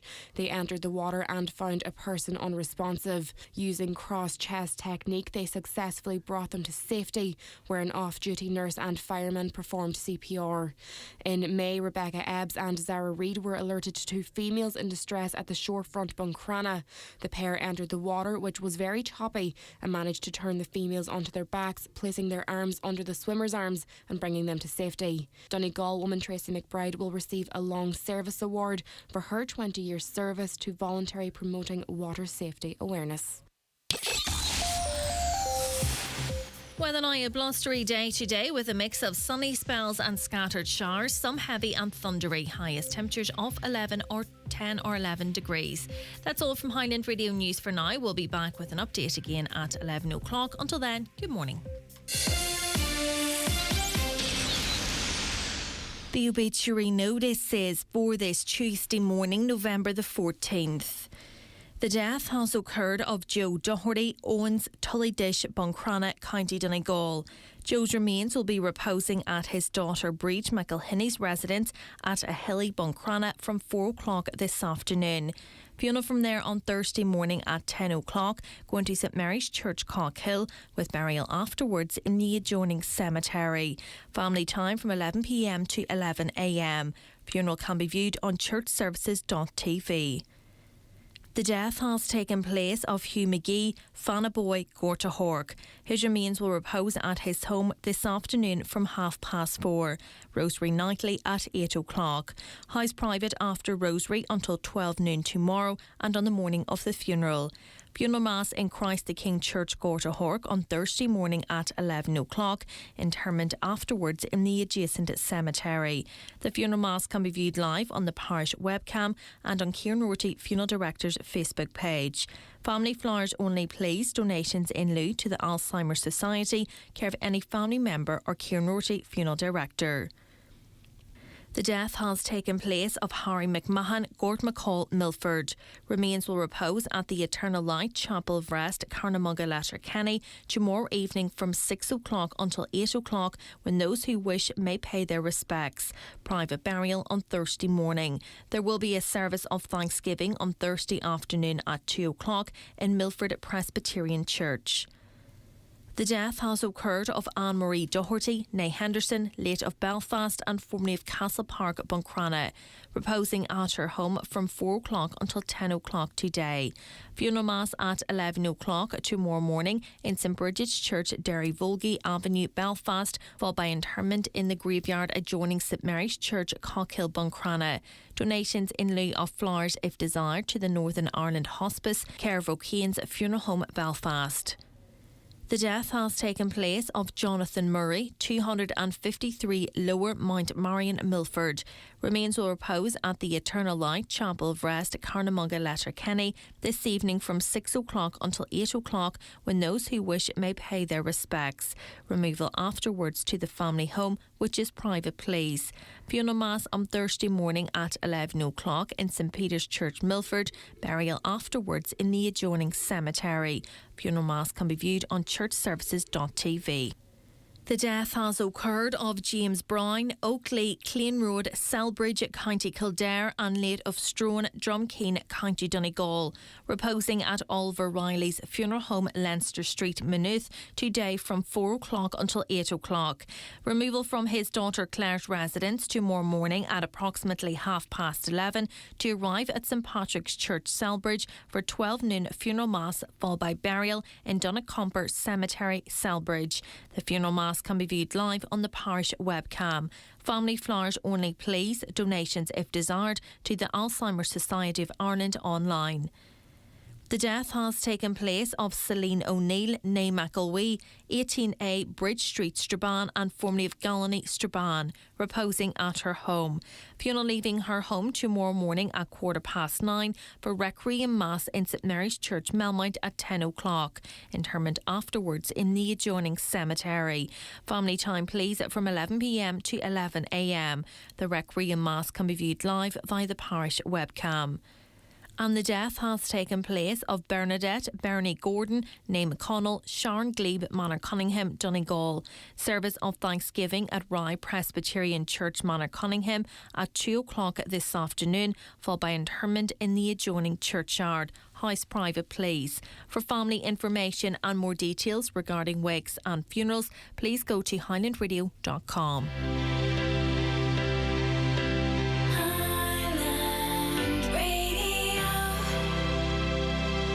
Apply online for learner permit and driving licence services, including renewals, updates, exchanges and replacements. It's easy and hassle-free. Visit NDLS online today at ndls.rsa.ie. Verified MyGov ID required. A message from the Road Safety Authority. The county's #1 talk show, The 9 till Noon Show on Highland Radio. 08660 25,000 is the WhatsApp and text number. Give us a call on 074 91 25,000. Now, you may have heard us referencing a little earlier on in the programme a video which has emerged online, which purports to be from inside St Connell's Hospital, and the video shows that there seems to be box upon box upon box of medical records that have been stored in some part of it. Now, some of them seem to be destroyed by flooding, presumably. Others are dry and readable. There's x-rays in there and everything. Now, I'm not really sure. Well, we've spoken to the person who shot the video, and we've been assured that this video was taken at the weekend. And it's a popular TikTok channel whereby they visit old buildings and what have you. Now, I'm not sure of the legalities, the ins and outs of or how one might gain access to such a building, but they seemingly were able to get access to this building at St Connell's Hospital at the weekend and go through people's medical files that were there. And I was speaking to people from within the hospital who say, yes, they're still there, that's still the case, and others that say that it's very likely that a lot of people are still alive whose medical records are there. So there's a couple of issues here. GDPR for one, the correct storage of stuff. I also spoke to another person who works in another area of health, and they spend an absolute fortune storing medical files for decades in a very secure place, such as the value that is put in the privacy of patients for these medical files. But here we have, seemingly, people can easily access a building not too far from where we are sitting, where there are hundreds upon hundreds upon hundreds of medical files. Now, remember, there's been controversy before about one file being found outside the hospital. I know these are indoors and perhaps it is illegal to gain access, but where's the security? Where's the cameras? Was anyone aware of this? Is this the first people have heard that this building was accessed and these medical records were gone through?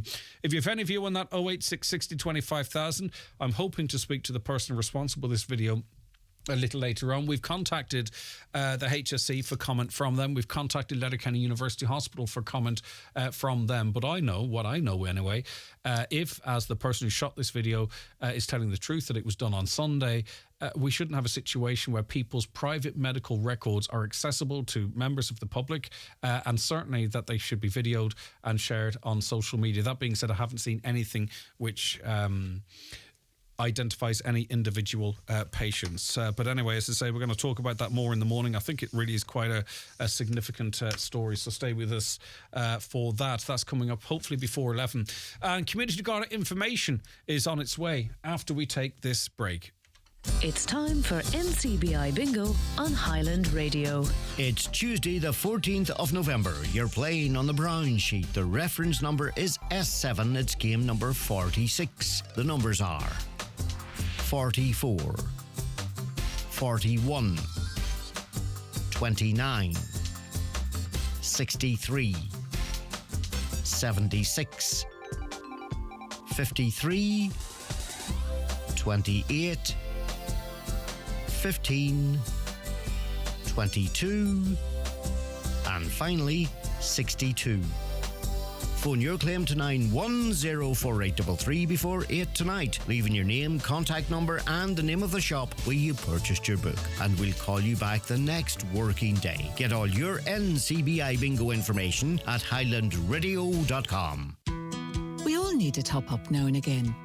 If you are pregnant, your flu and COVID-19 vaccines will give your immune system the top up it needs to help protect you in the months ahead. Both flu and COVID-19 can cause serious illness in pregnancy, and your vaccines will help protect you and your baby. So put a vaccine appointment on your to-do list, or talk to your doctor or midwife. Visit hsc.ie for more information. From the HSE. Are you a self-assessed income taxpayer? Use Ross Revenue's online service to pay and file online by Wednesday, November 15th.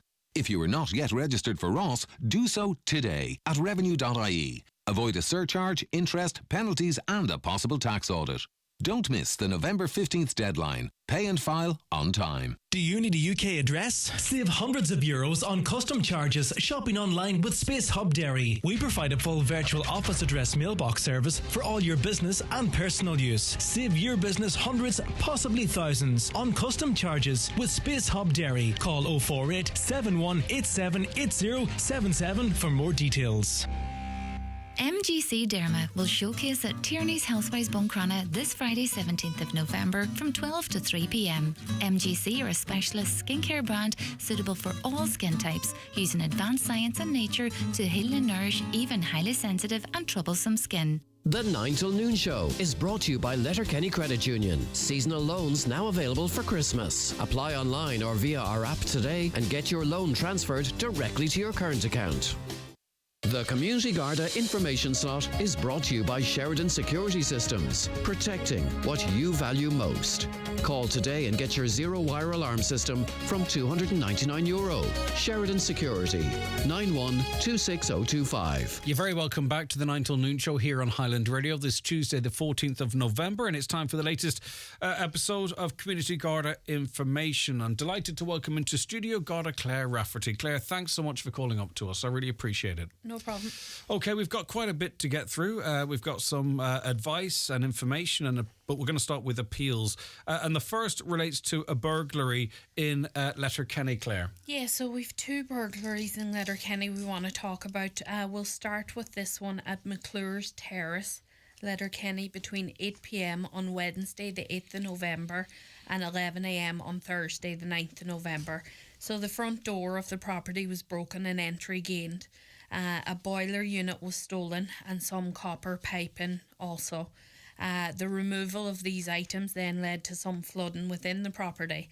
A secure shed at the rear of the property was also broken into. So we're just appealing to anyone who may have observed any suspicious activity in that area between last Wednesday night and Thursday morning to make contact with Gardaí in Letterkenny on 074 916 7100, or if anyone can offer any relevant information, we would like to hear from them. So the Garda confidential line may be reached on 1-800 666 111 as well.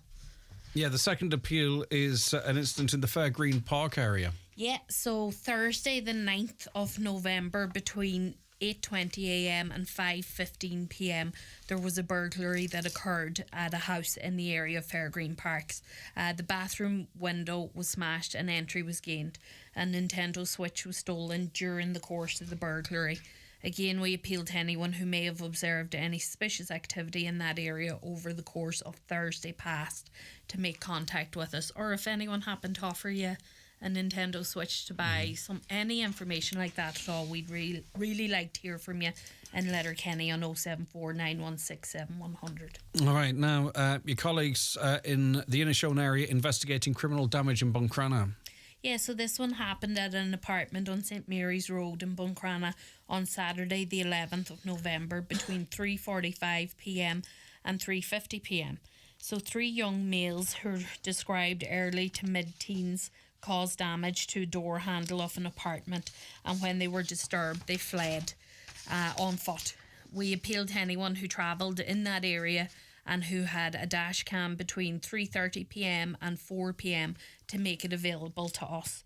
If anyone observed 3 male teenagers on foot in the area and can offer a better description of them and or give us a direction of travel that they may have went, then we ask you to make contact with Buncrana Garda Station on 074 93 20540.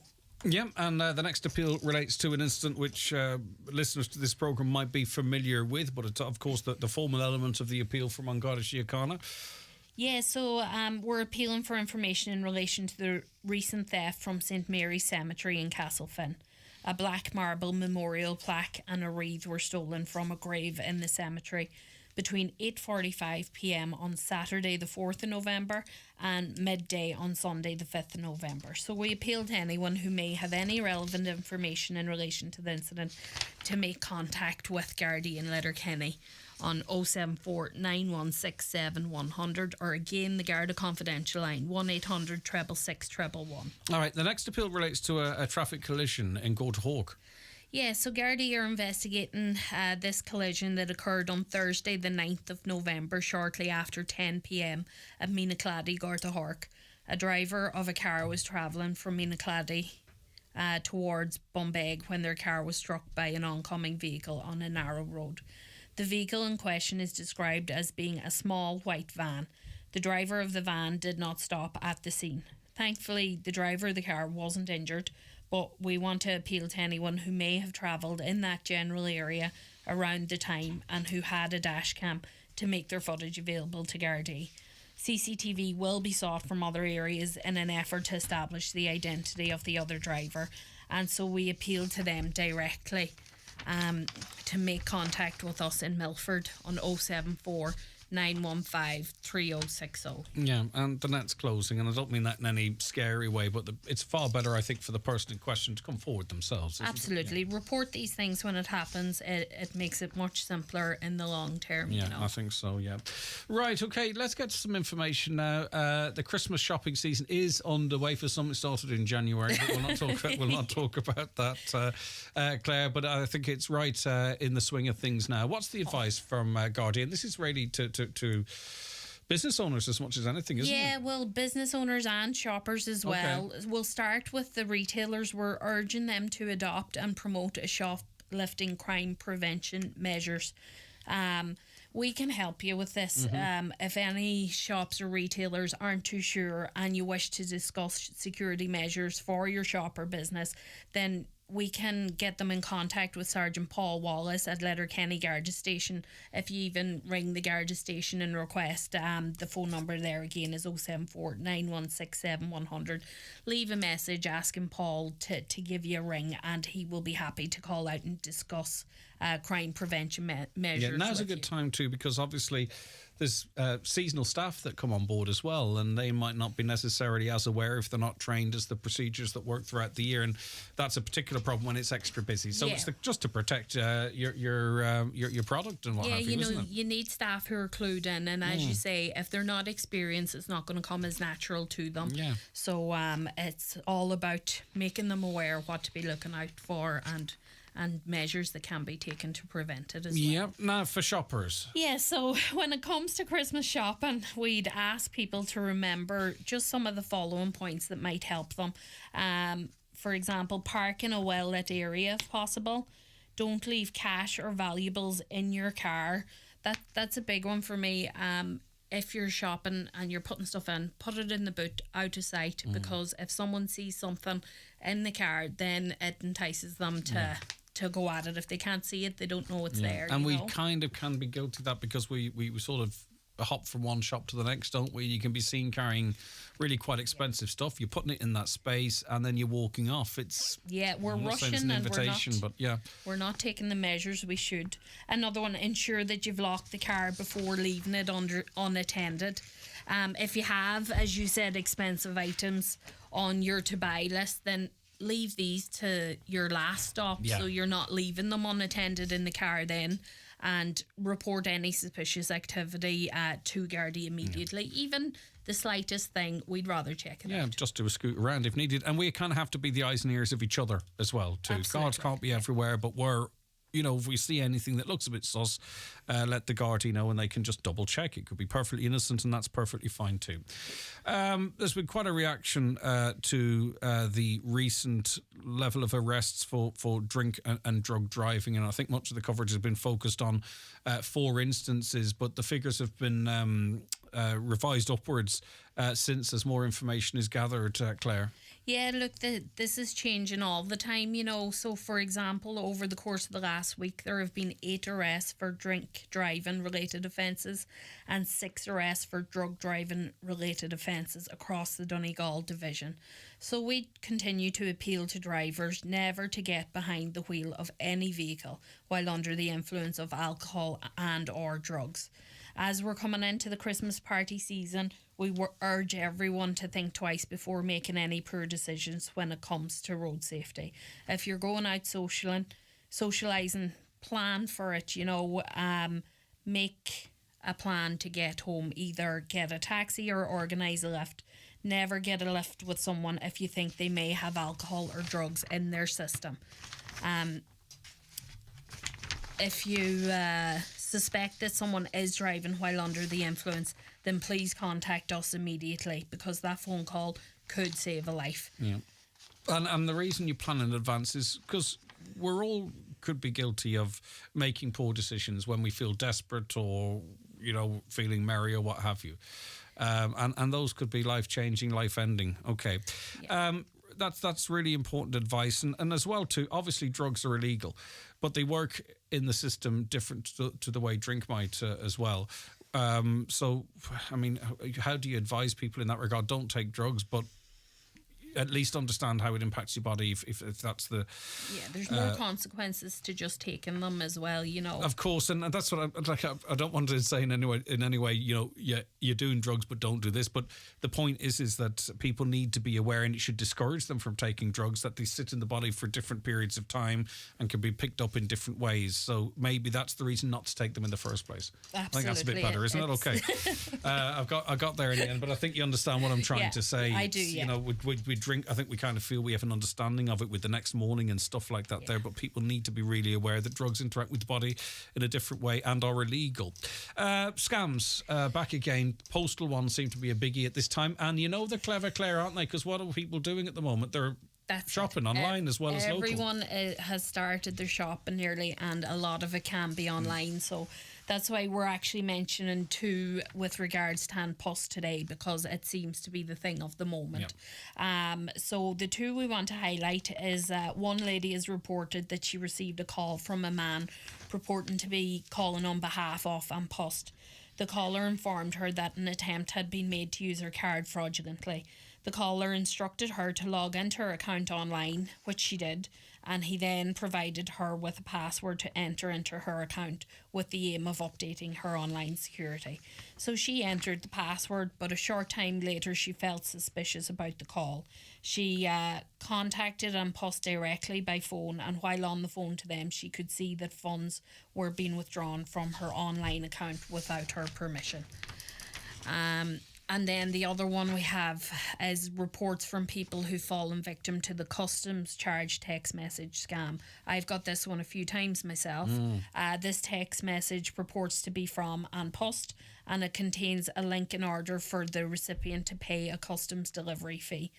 According to the An Post website, they will never send messages that contain any links when contacting you about the payment of customs charges. When An Post have reason to contact you about a delivery fee or a customs charge, then they will direct you to visit their website to pay the same. They will not ask you to click on a link with a text message. And in the first example, the penny dropped for the listener, who then rang An Post to say there's something going on here, and then noticed that the funds were going from their account. So she made the right decision. It was just a couple of steps too late. What it is pause for thought. And if you've any doubt at all, there'll never be a link in the text. Never click a link in the text, please. But if you have any pause for thought, call the company. They're sticking a reference number in there now to try and make it realistic. Yeah, you can check that straight away. Take no chances, because these people waste no time. So we'd advise you not to provide your personal banking details to anybody by phone, email or text message, regardless of who they say they are or why they need it. Do not engage with unknown callers. Just hang up. If you want to check on it yourself, then you can contact the companies directly. Do not return a call to any phone number that you're not familiar with. Do not click on any links in emails or text messages. Do not send money. Do not download apps that give remote access software. Do not withdraw money and lodge it into cryptocurrency ATMs. Screenshot any suspicious emails, text messages or other communications, and if you've any concern, please contact your local Garda station. These scammers may change their stories or methods, but their goal is always the same, and they want to access your sensitive information and get your money. So always be on guard and advise elderly or vulnerable family members in relation to scams when you become aware of them. For sure. And I know someone who works in this business, knows all about scams, and fell for one of them. Because you know what I mean? It's so easy, especially when you think, I need to do something really quick to save me losing something. We don't think, breathe, count to 10, then think, don't click a link, and actually don't do anything seems to be your advice. But in terms of people looking for money off you, don't do anything. Unless you instigate it yourself, then it's best to be safe. These people are becoming more sophisticated, and it's getting easier to fall for these things. Unfortunately, we have to end with an appeal for people to not be distributing some sensitive material, Claire. Yeah, so we're asking people not to be sharing footage. So we're aware that there is footage in circulation in relation to a crash that occurred at the Harvest Rally over the weekend. A couple of spectators were injured as a result of the crash, and they remain in hospital. So we ask people not to be sharing videos of this nature. This is very sensitive to these people and their families. Just stop and think, if it was one of your family that was injured, would you want this footage to be shared? There's no need for it to be shared, and we just are making an appeal to ask people to stop it. Yeah, and it's not just this incident, it extends beyond this incident too. Just think on the consequences this has on other people. Claire Rafferty, thanks so much as always, Garda Claire Rafferty. It's been brilliant having you up again. We'll be back with more on the 9 till noon show after these. Watch the show live now on YouTube, Facebook and at highlandradio.com. The Community Garda information slot is brought to you by Sheridan Security Systems, protecting what you value most. Call today and get your zero-wire alarm system from €299. Sheridan Security, 91-26025. The 9 till noon show is brought to you by Letterkenny Credit Union, with monster loans available up to €60,000 for all occasions. Visit letterkennycu.ie. Tá rana umpir feibli ágar fáil fud na tíre faoi éire an osca. Go dtí seo im lína tá daid seirbhís bus nua seolta ag nascáitiúil TFI agus bus éireann. Agus tá 22 bailach eile fós le teacht ribh na blina. Gachúr a rowning tú dul heirbhís umpir feibli, tá da chion féin ó dhéanamh agad le hastíochtaí umpir na héir na laidú. Cibí áit bhfuil de chrial, tá tábhacht le de thuras. Té chuig gov.ie/your journey counts. Teachtarach do rialtas na héireann. Return, refund, recycled. Ireland's deposit return scheme is coming. From the 1st of February 2024, when you buy a drink in a bottle or can with the return logo, you'll pay a small deposit. Once you're refreshed, return your empty, undamaged bottle or can to any shop or supermarket and get your deposit back. The result?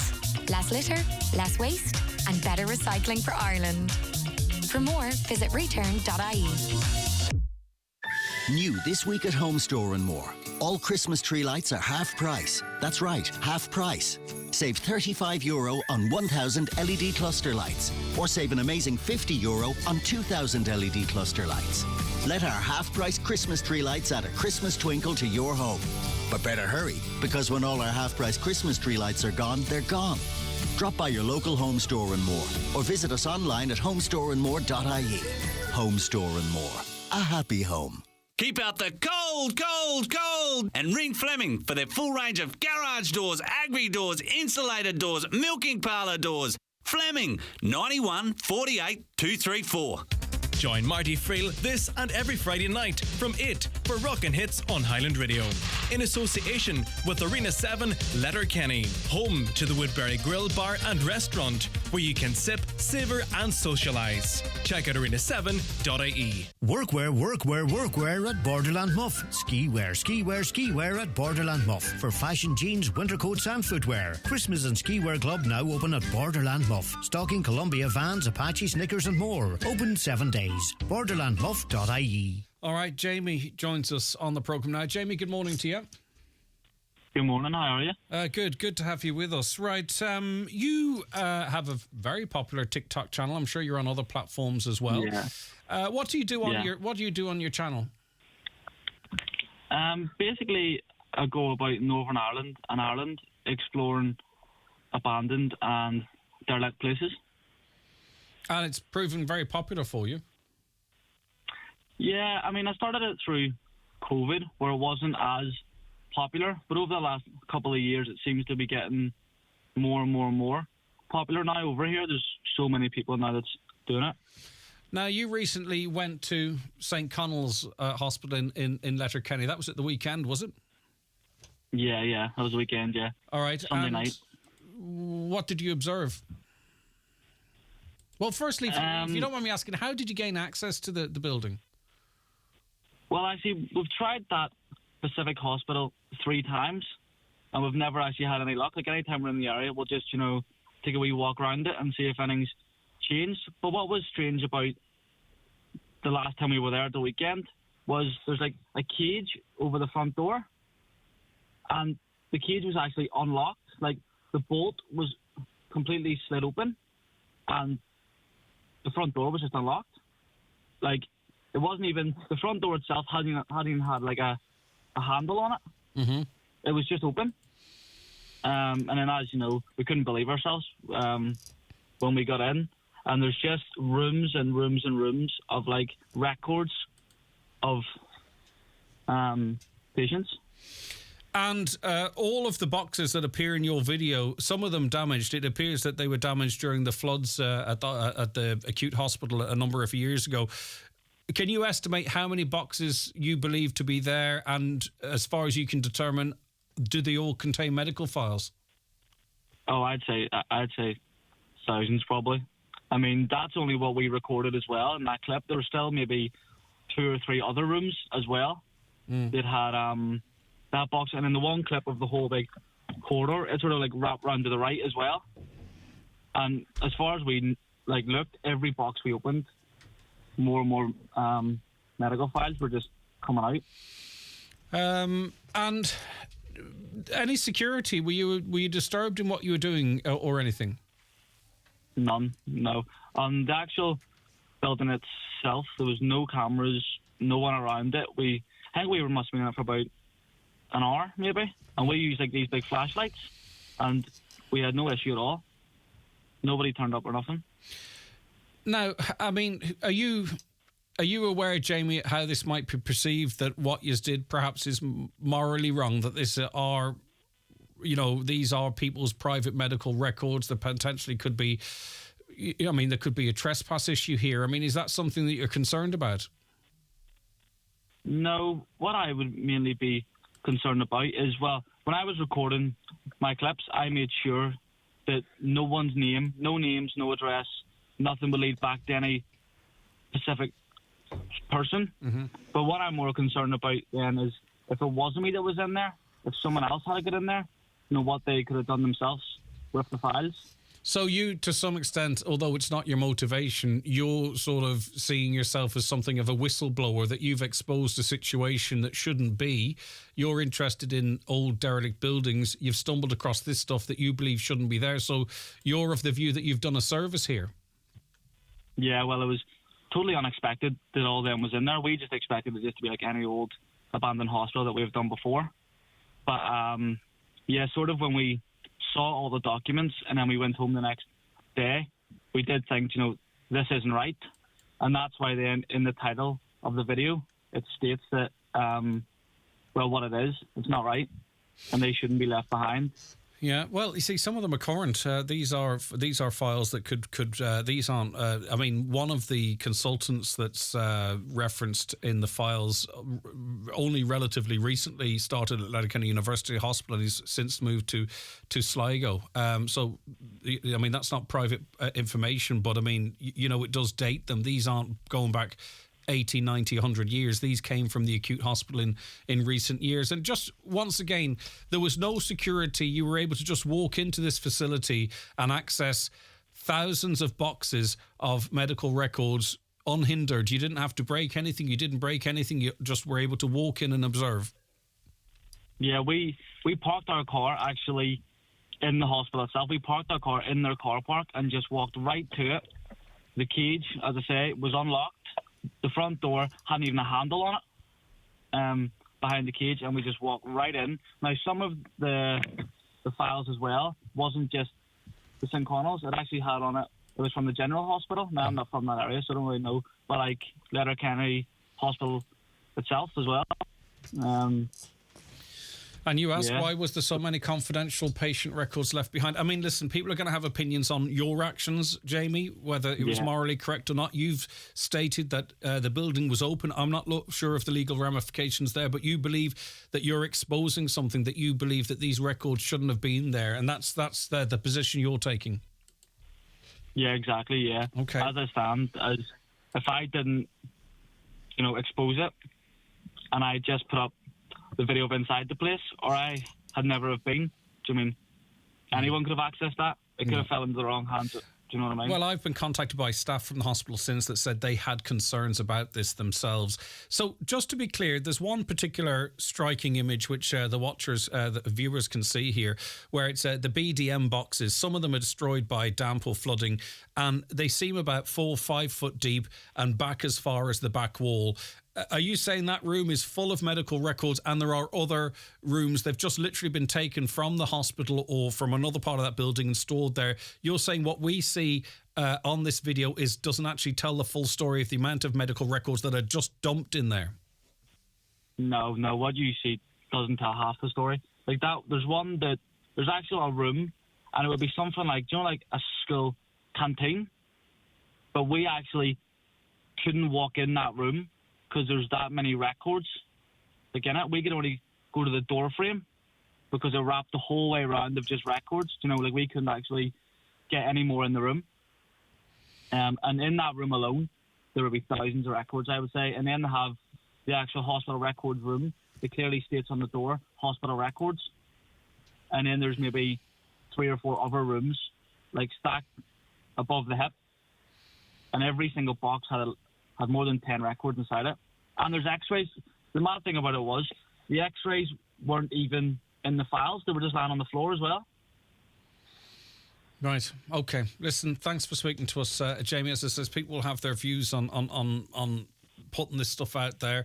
It's what you do. It's not for me necessarily to judge in that regard, but this is exposing something I think really to be quite important, because we've had major controversies over one file being found on the grounds of a hospital, let alone what seems to be thousands of boxes of files that are effectively dumped. They don't seem to be stacked or anything. All right, Jamie, listen, thanks for that.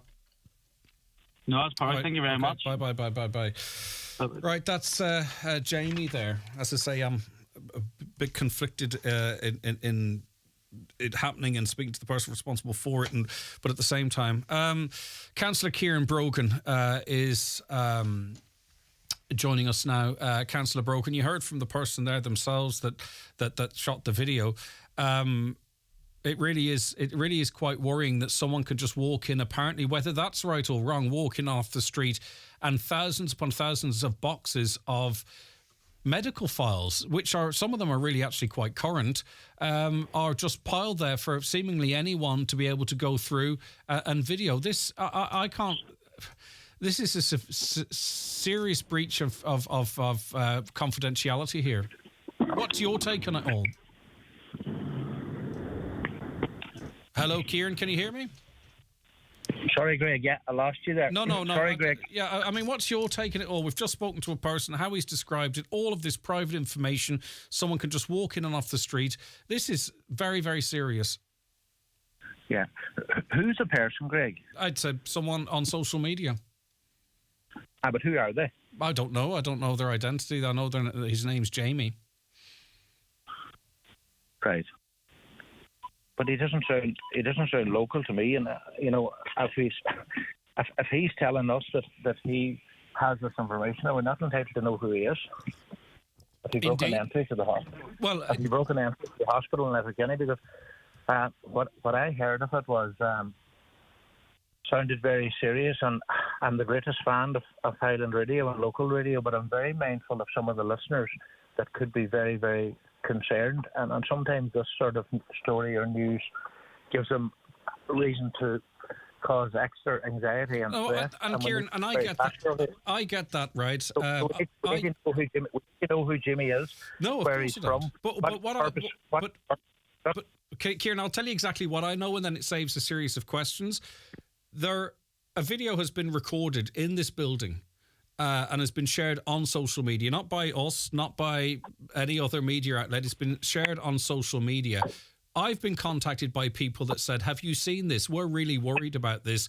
It is a difficult one to know how to cover, but someone's gone in there and had access to all of these documents. There could be another person walking in now. I'm not sure of the legality of it, of course, but I mean, do we not talk about it? No, I'm not saying you don't talk about it. I'm definitely not saying you. It's not you I'm referring to at all, Greg. But I would just like to know who Jimmy is, where he's from, what's the purpose of his trip, and first of all, I suppose I would like to hear the response from the management at the hospital as to how this was accessed, what information is there, how long is it there, is this old video footage? No, it was recorded on Sunday. But I think we need to have an official response from the hospital to see exactly what's involved here. But I think at the same time, and this is nowhere getting at you, Greg, but I think I'm just concerned about the negativity around a story like this when I don't know who Jamie is, where he's from, what's the purpose of his trip, and at the same time, some people at the moment could be very concerned, and there'd be no need for them to be concerned, and I think we need to have the official response from the hospital. And in the general terms, as you know, we're going through a very, very challenging time at the hospital, and there is a performance management improvement unit doing a review there, and I think we need to try and where we can feed into that review as best as possible. There's a lot of challenges there. As someone who's had a lot of experience in the hospital over the years, I think it's the brand that we have in Letterkenny University Hospital has been somewhat damaged. I'm concerned about that. And I think we need to maybe sometimes reflect on the good work that's happening at Letterkenny Hospital by so many people. And they have the radio in the hospital in Letterkenny, and while we're speaking here now on Highland Radio, there's people in beds in the hospital and there's people working in the hospital. And I think we need to acknowledge the great work that they're doing. So we need to be very firm. I was contacted by 5 people yesterday, 4 people yesterday that work within the hospital who said that we've been very concerned about this for quite some time. I've spoke to someone who works in a different area of health who says their medical records are stored for 30 years and it costs them an awful lot of money to do so because they're stored in a secure, they're secured in a building. They're stored in a building that is secure, that has security and what have you. What we have here, and I am acutely aware acutely aware of the sensitivities of this, Kieran. And I don't mind you criticising me, by the way, because sometimes it's warranted and it's good to be held to account, right? But we do have a building here that seemingly has thousands upon thousands of medical records from when we don't know, but certainly some recently. I can timeline some to at least within the last 10 years that are just dumped in this building. And we have another person, whatever the motivation is, who's able to walk in there and pick them up and go through them. It's not something that we can sweep under the carpet, Kieran, is it? I know you're not suggesting that, but what do we do? What is the right approach? We've contacted the HSE, of course. Yeah.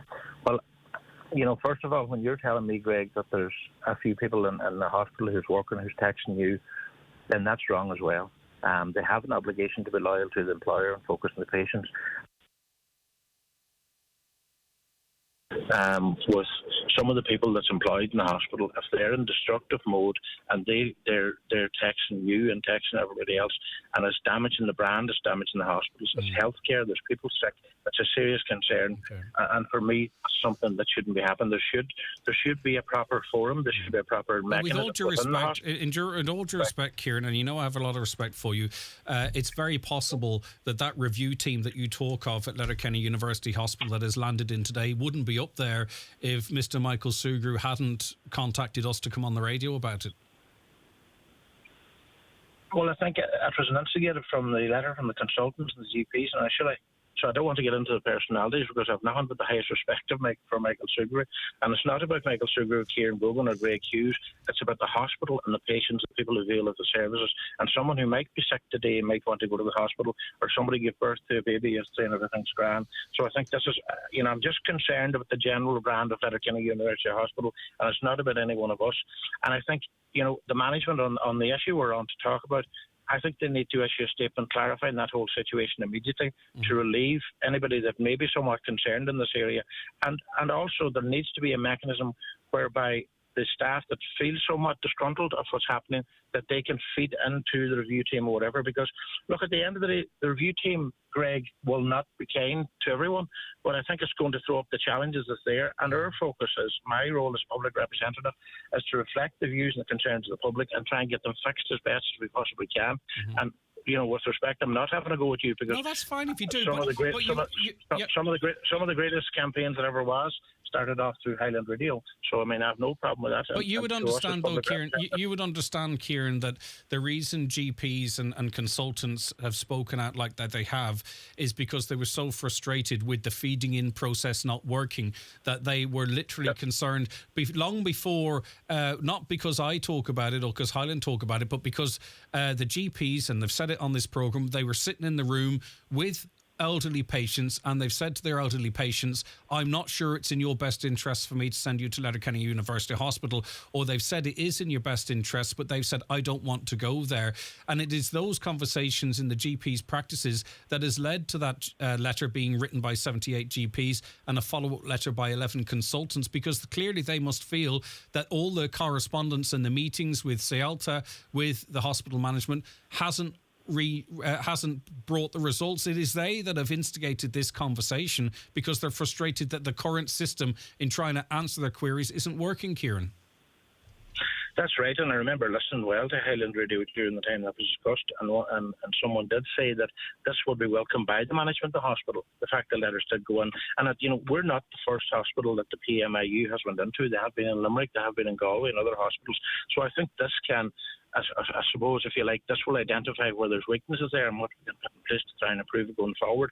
But I'm just very mindful of some of the people, the patients are in the hospital and some of the people are sick and concerned, that we can send a strong message to them of hope that this will be resolved. There's challenges with recruitment, there's challenges that we need to overcome, and, with regards some of the recent things that have happened at the hospital, we need to try and work harder in a positive way to try and recruit permanent consultants to Letterkenny and to Donegal. And I think that's something we can do together. So the review is something that will benefit the GPs, it'll benefit the community care, it'll benefit the primary care, and hopefully it'll benefit the hospital as well and the ambulance personnel, because, look, Greg, I'd be the first to say that through your own airwaves, the challenges we had over the years with the ambulance personnel and stuff, that a lot of that was addressed because we put a lot of the pressure on. So it's in no way, I'm in no way saying that Highland Radio was there. That's fine. You don't have to clarify that. But I also, and I've emphasised this before, Kieran, in our coverage of it, this is all our hospital. I went up there and saw my dad. I went up there and they cared for my son who was in the ICU, and I've nothing but praise for them. But I've also sat there for 12 and 14 hours with other people who were really quite sick. I'm not a blow-in or from Dublin who doesn't understand that. I stand with the staff, the consultants, with the management, because I know the management are making great efforts to try and improve the situation there. It's not against them, it's standing with them. And I will, to be honest with you, Kieran, continue to give a voice to those staff who love the place but are on the brink of leaving because they're not getting the proper support from Cialta. Cialta argue that the hospital is adequately funded. It's the same as Sligo, ignoring the fact that it sees so much more patients. This is not anti-hospital. This is standing with the hospital, like we stood with Kevin Mulpeter when he was campaigning for a stroke unit. It's not to detract from the hospital. It's to try and work together to try and have a better facility for all of us. I don't know when I'll be bussed in there in an ambulance myself or my family or people close to me. Yeah, no, I hear you loud and clear. And we're not a blow-in from Dublin, but in Letterkenny we've always welcomed the blow-ins as well. And some of the people working at the hospital come from other parts of the world, and we welcome them. Look, I'm not trying to take the hospital down, is what I'm saying. We're all on the same page, and it's about trying to get the right result out of the review team. And I think the pressure coming from everyone hopefully will bring about that. That has happened in the past because we now have the stroke unit in place. It happened back in 2007 with the breast cancer surgeons. We now have the two surgeons in Letterkenny, which I suppose in many ways are a victim of their own success. Because a lot of things have happened through public campaigns, and that's good. But I'm just somewhat concerned as to the official response, what will be to Jamie, who I don't know, on the post on social media. And I'm just concerned of somebody sitting at home, and I know well from my own family people how much they value Highland Radio and how much people like it, that they could be somewhat concerned that they think the wheel just completely coming off the wagon this morning, listen to Jamie, and nobody knows who Jamie is. But if a video has 500,000 views on one platform, Kieran, people are going to become aware of it anyway, and what I hope my intervention will get clarity and comfort for people. But I was concerned, but you can't ignore this either because people are aware of it. This video was forwarded to me a number of times, and we've learned now that it wasn't recorded 10 years ago. It was recorded on Sunday. It's a toughie. I get it. And I take criticism where it's warranted and even when it's not, Kieran. And I know you're not being like that, but it's a tough one. But listen, I appreciate what you've said, and we are contacting the hospital. We have already. We did it last night, and the HSE to get some word from them. Is this building now secure? Is the door still unlocked? I don't know. But hopefully maybe this will lead to something being done. But for now, Kieran, we invited you on. I appreciate you accepting that invite, and it's been lovely speaking to you, okay? Thanks very much, Greg. All right, take care, Kieran. Bye-bye. The 9 till noon show is brought to you by Letterkenny Credit Union, offering low-rate car loans with fast approval. Apply online at letterkennycu.ie or in office today. Mr. Blue Sky, please tell us why. The Euro Millions jackpot is an estimated €40 million. Play responsibly in-store, in-app or at lottery.ie. The National Lottery. It could be you. At McElhenney's, wishes do come true. You can now create your very own wish list in-store and online at McElhenney's.com. Seen something you love? Like it, love it, heart it. Ladies, start dropping the hints now. Gentlemen, the McElhenney's team are here to help. Don't forget to share your McElhenney's wish list with Santa. How many life-changing conversations have you had? For the past 35 years, Hidden Hearing's expert audiologists have been having these conversations every day. They know how to listen, and they have the experience to recommend life-changing hearing solutions, and it's never a one-size-fits-all approach. Fancy a life-changing conversation? Well, they're all ears. To book an appointment for a free hearing consultation today, visit hiddenhearing.ie. Hidden Hearing, your hearing is their expertise. At the Central Statistics Office, we're trusted to gather all sorts of information. So, we count exports, imports, airports and seaports. We count schools, pools and how many O'Tools? We count emissions, permissions and social conditions. We count beds, sheds and newlyweds. We count families, growing trees and diversity.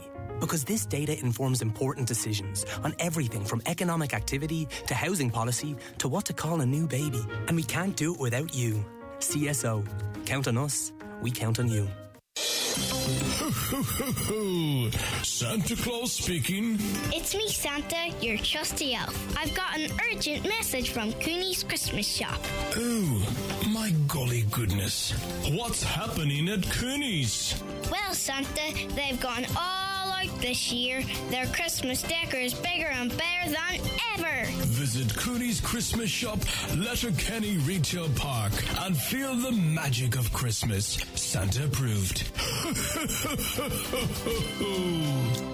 Highland Radio weather updates brought to you by Grant. From condensing oil and HVO biofuel boilers to heat pumps and underfloor heating, you can trust Grant to heat your home. Visit grant.ie. Okay, a blustery day with a mix of sunny spells and scattered showers, some heavy and thundery, highest temperatures of 10 or 11 degrees in moderate to fresh and gusty southwest to west winds reaching strong at times. Now, I do have to get in another break just before the 11 o'clock news because, of course, our last conversation ran over. So bear with me. Back in 2 minutes with the news with Michaela. The 9 till noon show with Letterkenny Credit Union. Simplify your debts with a debt consolidation loan from Letterkenny Credit Union. Call us on 074 910 2126 or apply online via our app or in office today. Go the extra mile with Volvo Electric. Visit McGinley Motors for Volvo Open Week, November 13th to 18th, and get the full experience of the Volvo XC40 and C40 Recharge, each with an extended electric range of up to 570 kilometers. If you order one of these models during Volvo Open Week, you'll receive a complimentary metallic paint upgrade. Find out more about our exclusive offers at volvocast.ie. Terms and conditions apply. Hi, Tommy Bow here. Get in store to check out my new 15 Kings clothing collection, available in premium gents outfitters nationwide and at 15kings.com. Fídorach Kishan. Shaukodach. Píberach Dylan. O hív na haireach de cahan mo dargo jargid na rudí will tusa passion to fuha. Ma hacking de agricht le airecht na heden, beide gemacht to calliche jonta sa alfun guiste takicht de agricht de airechte. Iritish oscultinish heritage-council.ie/funding. Le takicht om reintehechte realtas uitjulige airechte. Spoil someone with a beautiful fragrance this Christmas from McGee's Chemist Letterkenny. Choose by designer, budget or celebrity. Top names like Clarins, Burberry, Gucci and Dolce & Gabbana. Also great prices on Calvin Klein, Flower Bomb and so many more. The best fragrant gift sets available this year can also be found in McGee's Chemist Main Street Letterkenny and online at mcgees.ie. McGee's, where the best costs less. With the TFI Go app from Transport for Ireland, paying your bus fare couldn't be easier. Simply buy your ticket on the app, tap to activate, show it to your driver and go. Fares are up to 30% cheaper than cash, and you can save your payment details and favourite journeys for easy future purchases. Download the TFI Go app today and use on participating TFI services, including Bus Éireann, TFI Local Link and Go Ahead Ireland Commuter, as well as participating commercial bus services. Visit transportforireland.ie for terms, conditions and more. Inishowen Development Partnership in collaboration with the HSE are holding a health and social care recruitment and education fair on Tuesday the 21st of November in the Inishowen Gateway Hotel Buncrana. Discover exciting career opportunities in the healthcare sector, connect with industry professionals and explore educational pathways. Don't miss this chance to shape your future in health and social care. That's Tuesday the 21st of November in the Inishowen Gateway Hotel Buncrana from 10 a.m. till 2 p.m.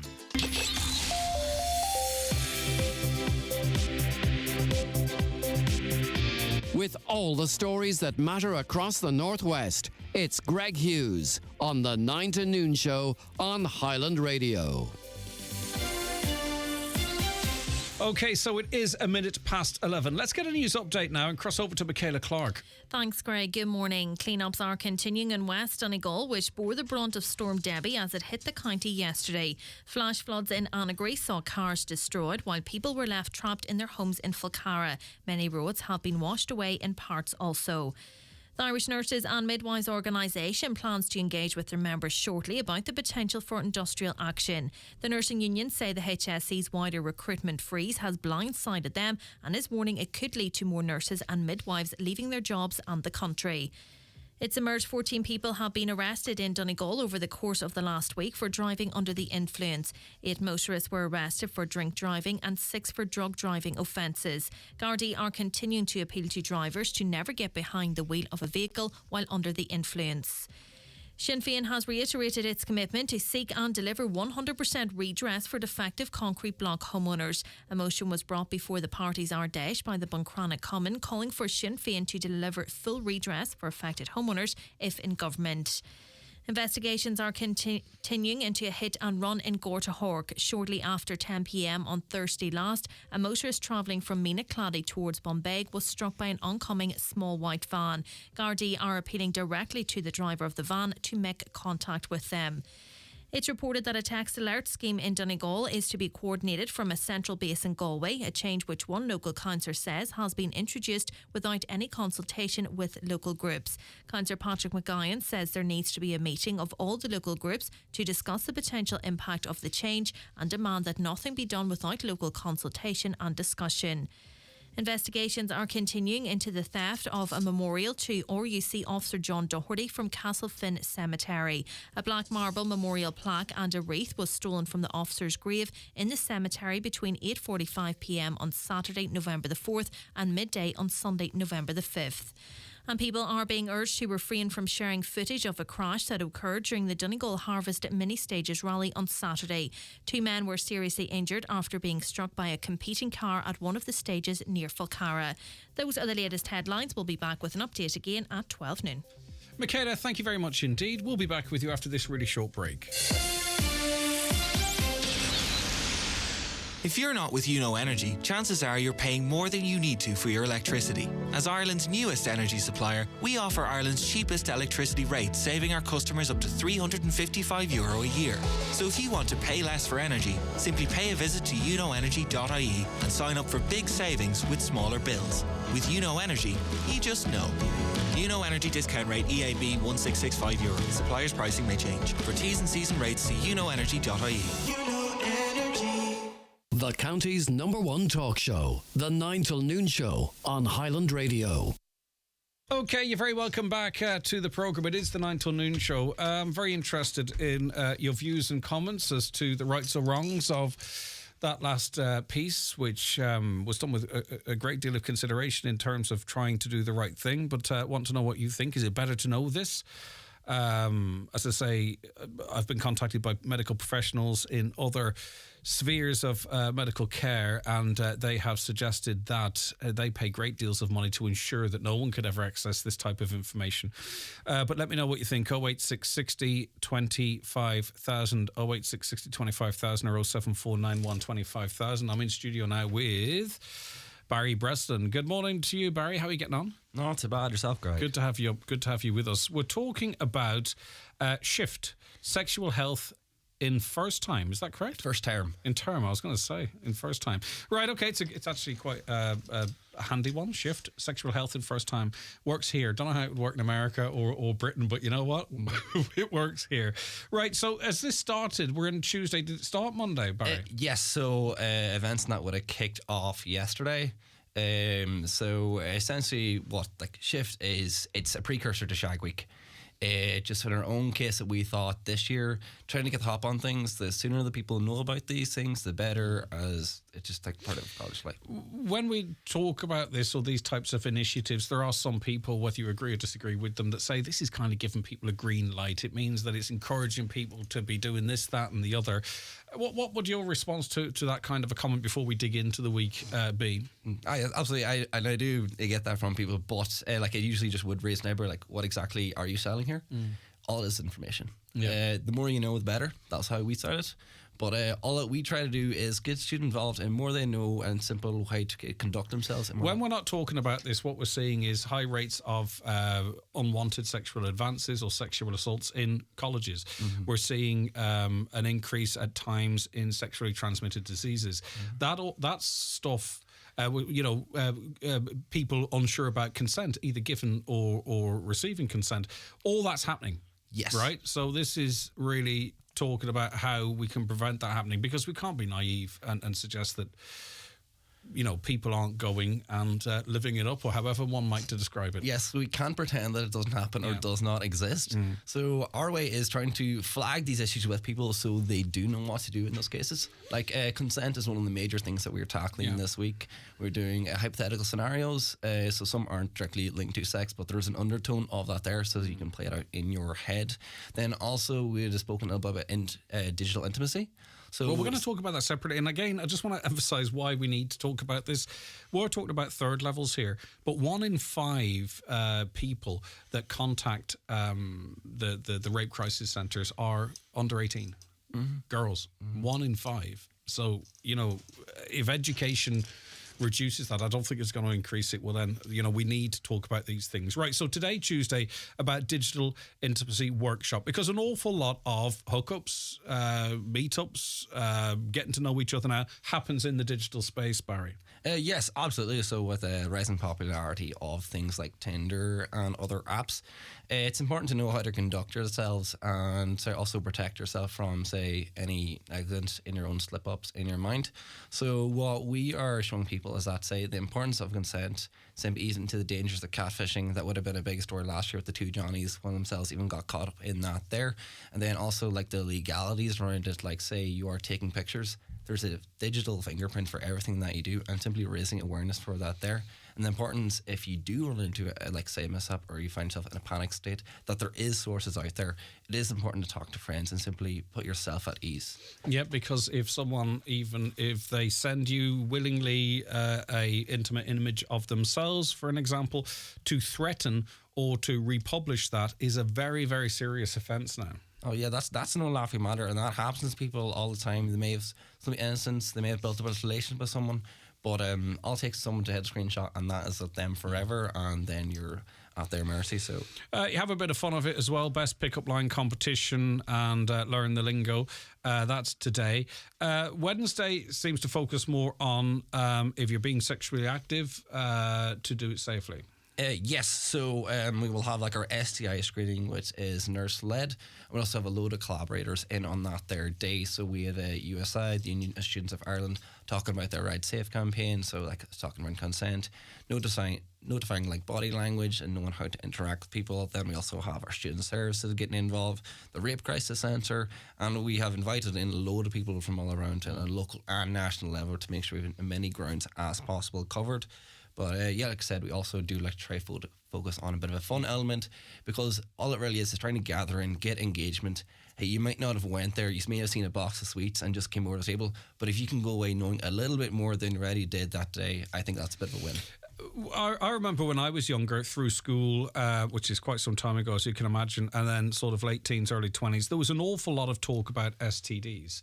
And they, and as I say, this was a long time ago, about how you catch them, that they may be symptomless, how you can pass them on, and all that type of stuff. And I remember being really quite heavily exposed to that through secondary school. And I didn't go to third level. And then into my early 20s. Is there enough... used to doing it here, but is there enough awareness out there from the likes of the HSC to advise young people about STDs, I wonder? In a way, there is. Right. It's simply getting it out to the people. Like we could be up to our eyeballs in information leaflets, but it's simply getting out to people and them actually taking an interest in reading it. Giving it in a way that is consumable. Yes, that is exactly it. Yeah, right. Thursday is about the HPV vaccine pop-up clinic. We know that it is possible to eliminate cervical cancer. That's the aim of the WHO. The HPV vaccine is said to be very useful in preventing that, but also not just in women, but men, oral cancers and what have you. So that's forming part of this week as well. Yes, so we're doing that in a very casual setting, just along our main corridor, which was similar enough when COVID was on the go. We had like our booster vaccines happening there as well.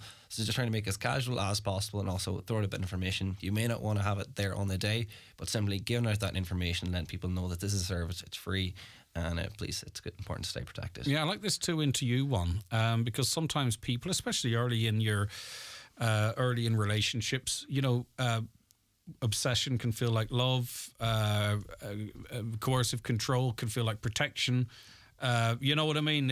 People can often be, and it's men and women, and everything in between can sort of, misappropriate emotions, and eventually people figure it out, but it can take quite some time. So 2 Into You, what is the format of that? Yeah, so that's a brilliant campaign that's done out by Women's Aid. We would have had them on campus last year talking about it. So it's simply alerting yourself to the red flags that can happen in a relationship. As you mentioned yourself there, third level, it can be a time when a lot of people get into their first serious relationship, and for a lot of them time it can kind of taint your view of what is actual love. So it's important to kind of see of what's the red flag of, like, do they actually love me, or is there a bit of coercive control? So what we are doing, we use a load of information happening as well, but there also is a quiz online that anyone can take. You don't have to be in a relationship or anything, but hypothetically you'll be given these questions and you got a flag, right, okay, which is the best option? And then if yours applies to your own, you can select it, and then it gives you a little review to say, like, hey, these things are good, these things you may need to be careful, or if not. What's toxicity? You know what I Yeah, mean? What exactly. is not good for you or good for the other person? Indeed. All right, okay. This probably would have been a national news story about 15 or 20 years ago, sex toy bingo. I'm not sure I even want to open up this can of worms. But anyway, that's tonight in the Orchard. It is indeed, yes. So what that there's, it's a better We've crack. done really well now here, so don't land me in it, Barry. I'm on my best behaviour, don't you worry, Greg. But so sex toy bingo, any stuff off campus is a little bit more crack, a little bit more loose, may I say. But so what will happen is we have Stephen Bennett up here. He does travels not around the country. But what will happen is they'll have like music with say have like a bit of a more of a sexual nature to the name to it. But a play when that music comes on, you strike off a name. But also then you'll be given stats and figures on sexual related topics, and you strike it off from there. But overall, it's just some good crack, and the prizes are like sexual paraphernalia, may I say. I don't want to know anything about that, but it's just different enough from Bingo Loco to not get you in trouble by the sounds of things. Yeah, we're trying to walk a fine line with a bit of no, crack. I know, at the same I'm only time. joking. And then there's a traffic light night in Sister Sarah's, which in and of itself, again, maybe subliminary, and maybe people might think I'm too open and too woke and what have you, but I just think knowledge is very, very important, to be honest with you. That's the way I've tried to influence people in my life. You're best to know stuff and then make a conscious decision about it than stumble into things. But even the traffic light night, it's not really about just casual hookups as such. I mean, the difference between, maybe, see how things go, and no. Yeah, it's a bit of a clear Do you know what I indicator mean? on a night out how It's people just, are. It's just, and it educates people that, no is no. Yeah, Maybe that's okay. Yeah. Right, so that's it. It's Shift. It's running all this week. Obviously, I'm not invited, and I don't want to be either. But my point is all this information's gone out to students and what have you, and anyone who needs to know knows. Yes, that's all over our socials. How's it gone so far? Last night was the Wellness Cafe, which was cool. The HPV vaccine stand was up as well. Is there good student engagement in this stuff? It fluctuates. Now this week, so far so good. But it just literally depends on, say, the dates, and even with the storm and that, we're worried, okay, may students may not be in. But so far so good. With the sex-related stuff, people do tend to giggle a wee bit when you bring it up, but I'm just a little nervous. But no, people usually win through enthusiasm, and as we always say, like, the more you know, the better. So. And these are all adults too. Exactly. All right, then, listen, thanks very much, Barry. Well done for calling up. Sorry to keep you waiting out in that. I was going to sort of a green room, but I don't know what you might call it. But anyway, thanks very much for calling up, and we'll see you again soon. Always a pleasure. The 9 till noon show is brought to you by Letterkenny Credit Union. Digital loans now available. Apply online or via our app today and get your loan transferred directly to your current account. You can't afford to miss the unmissable sales event at Volkswagen retailers between November 10th and 20th, with % finance available on every Volkswagen model. That's % on Polo and Golf, % on our T-Roc and Tiguan SUVs, and % on our all-electric ID range. See what's behind the at Volkswagen.ie. Finance provided by way of hire purchase agreement from Volkswagen Financial Services Ireland Limited. Terms and conditions apply. Volkswagen Financial Services Ireland Limited is regulated by the Central Bank of Ireland. Volkswagen. Order your 241 with Connolly's Volkswagen Letterkenny. See connellys.ie. Níl éon rud níos láidre ná an dáibh idir hiblíní, na cóchuimh ní ile sin, na hédí córínse, ardan córínse comartas árán orifíse, rudaí idir hiblíní tasat. Go dtí go neir duine agaí gur féidir le go ná éilí ar bith fearas gás a Jesú, agus bristar an dáibh go jo. Bhí mar leag sa gás sin nach rá. Ní rá. Go maith. Úsáid sútálaí gáisiún chlórithe I gúnlaí. nó de tá gachrod a chur mail. Am si sútáli ag rgi.ie. It's Black Friday! A little birdie told me Very have some fab deals. Oh yeah, like what? Like mega offers on big brands like Dyson and Calvin Klein. And massive deals on gifts for the kids and home. Wowza. The online store for fashion, home and more. Plus ways to pay that work your way. Very. Let's make it sparkle. Event ends 30th of November 2023. Join John Breslin and the Highland Radio Outside broadcast team this Friday at Voices Centra Falcara from 12 until 2:30 p.m. for celebrations and a chance to win spot prizes at the newly revamped Voices Centra Falcara store. That's this Friday from 12 midday until 2:30. If you need advice on what's best for coughs or colds, or what's best for sore throats or flu, just ask at your local Brennan's Pharmacy. If you need advice on the best vitamins and tonics to put a pep in your step, just ask at your local Brennan's Pharmacy. Whether it's about backaches, headaches or tummy aches, your Brennan's Pharmacy team can help. If you need advice from someone you trust, we're here for you at your local Brennan's Pharmacy, Buncrana, Clonmany and Creeslow. Highland Radio time checks with Expressway. Travel Route 32 from Letterkenny to Dublin when you book online and travel for less. Expressway, bringing you the time at...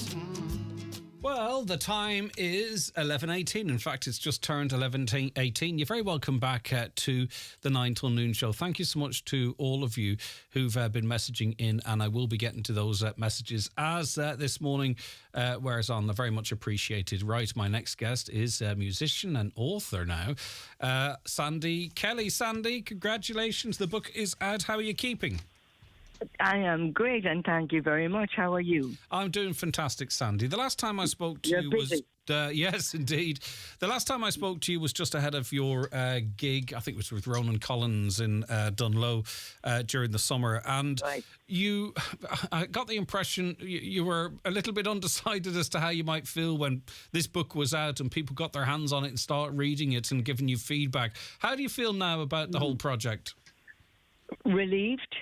Yeah. I suppose I was worrying about nothing because, first of all, I didn't never seen myself writing a book, to be honest. Yes. And then you start to worry, and will it be good enough? Would people like it? And you know what? I just went for it. I made it as honest as I possibly could, and people have come back, mostly women. Buying my book, and they've come back with wonderful feedback and, relating to different parts of my life with their own life and reaching out to me on different subjects. So relief is how I feel at how it's been accepted, thank God. Yeah, and were you surprised as to how other people, particularly women, were able to relate to it? Because, of course, your world is one of showbiz and entertainment and what have you, but often our experiences, they're quite similar, but just in different frames. Yeah, I suppose people sometimes imagine, when you are in show business and they see you on the stage in sequence that your life is perfect. But our lives are all the same, really. We all go through the same battles, the same pain, the same loss, the same highs and lows. And I suppose as a mother, a wife, now an ex-wife, all the same, had a mother of a child with special needs, the tragic loss of my sister. So an awful lot of people would have gone through the same journey that I have, and I suppose those are the ways that they would relate to me. Nobody in show business really, or from a business from a glitzy point of view, has really connected other than to, Philomena Begley would ring, Louise Morrissey, whatever, to wish me well and say they're enjoying the book. But it's really just the people that you meet at the shows that have really connected with the story. Brilliant. And, you take us through your life. You start with your childhood. Did you have a childhood as you reflect on it, Sandy? I mean, it was different to your traditional childhood, but do you feel that you lost out at all, or do you feel it was an enriched childhood? I suppose that's a really good question. I suppose it was my childhood, and I was brought up in that arena, if you like. And as a child, it was a very magical sort of world to be on the stage under the lights and look down at a sea of people smiling and clapping. And then, of course, going alongside with that was the stigma that came with living a nomadic life in caravans and moving from town to town. So there's a sort of a split thing where you had adoration on one hand from the age of 3, but then on the other hand you were treated differently because, as you said, my childhood was very different. But to me, it was just my life. It was I had nothing to compare it with. Do you know what I mean, Greg? And you've been on a journey with the name Barbara too, haven't you? And it's reflected in the book in various chapters. And then just reading down the chapter list, and it kind of is reflective of life and joy and pain and happiness and sadness. It just actually seems really. The way it's just, you read down and you see the name Barbara as it relates to your sister and to your daughter, and that's sort of intertwined. And my mother, and your mother, indeed. Well. And that's intertwined through the book, Sandy, because it kind of tells a story of a lot of the emotional pulls on a personal family level.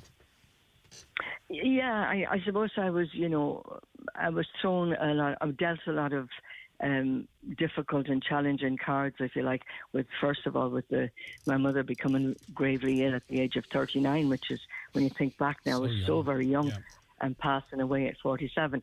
But the journey with her, those 8 years of caring for her as well as being on the road, it taught me a great life lesson. And then when my daughter was born, 2 years after my mother passed away, with a cyst on her brain, my daughter, the symptoms that my new baby was presenting with alerted me immediately, because I was able to make reference back to how my mother, her symptoms, although it was totally different reason. My mum had a clot in her brain, but I felt that the experience I had in looking after my mother and caring for her had alerted me to Barbara needing urgent care, and in a way prepared me for the journey in looking after her, my daughter, I mean. People will always So I suppose you have to take the positive out of it. Of course, Sandy. Sorry for cutting across you there. People will always, I presume, go straight to the questions of, the famous people that you've worked with and performed with, and when you personally want to, if I say, what do you want to talk about in your career, and that you've been able to do that through the book, what's important to you? What's pivotal to you? What jumps out? Is it working with your Johnny Cashes and your Willie Nelsons, or is it something else? Of course, that's, I'm blessed to have had that opportunity. And in writing the book, I was sort of forced to go back in my mind and into my attic, into boxes, to look for memorabilia and, that history that was there that maybe I didn't have time to reflect on back in the late 80s, early 90s. And so I feel blessed to have had the opportunity to work with people like that and spend time with them.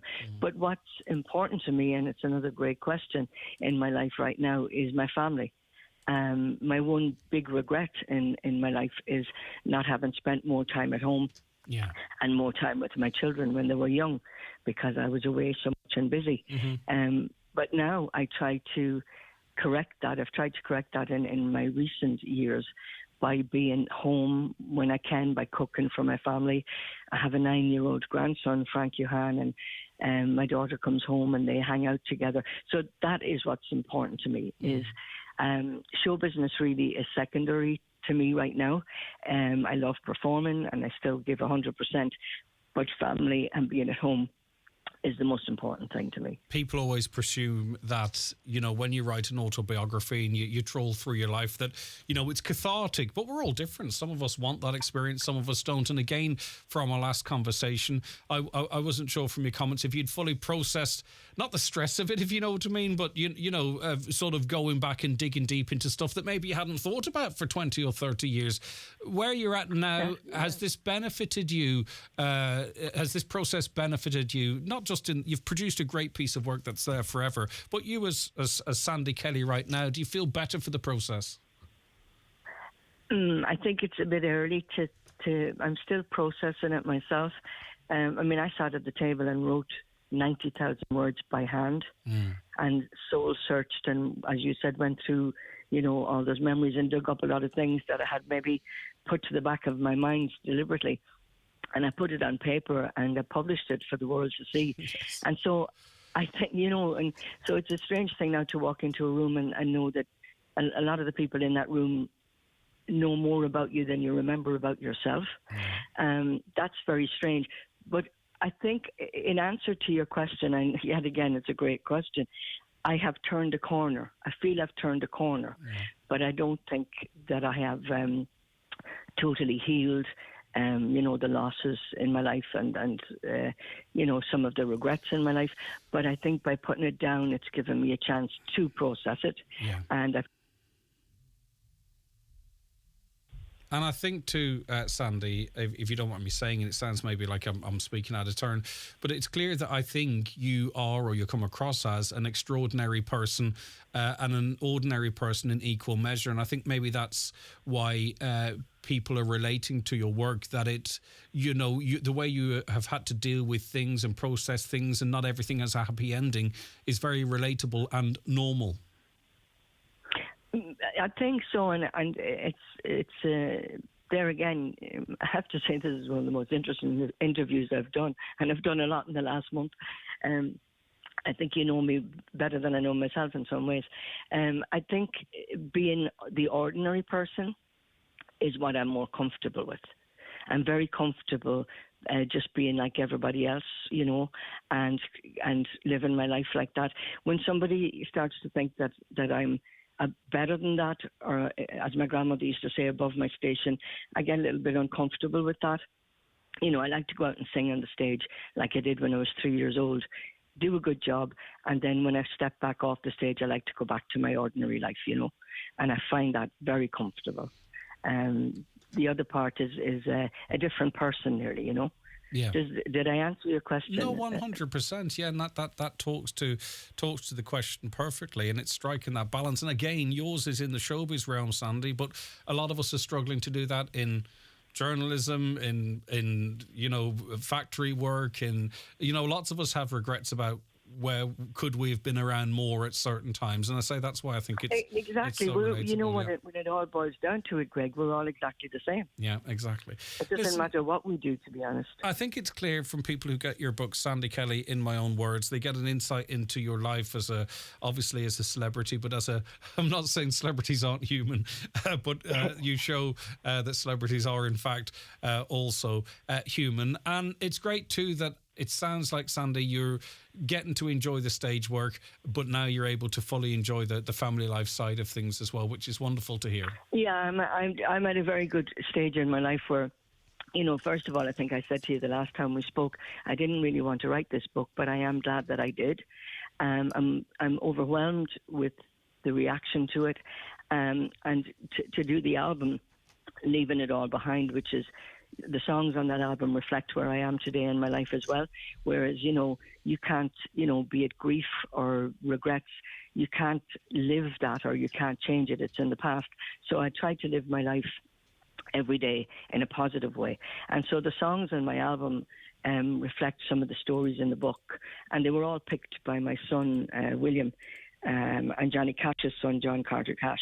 And going back to Cash Cabin in Nashville, to record those songs was a little bit daunting to me for the first few days. We made 4 trips over 2 years.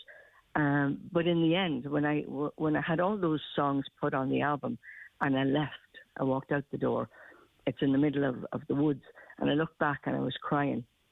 And my son said to me, "Mum, why are you crying?"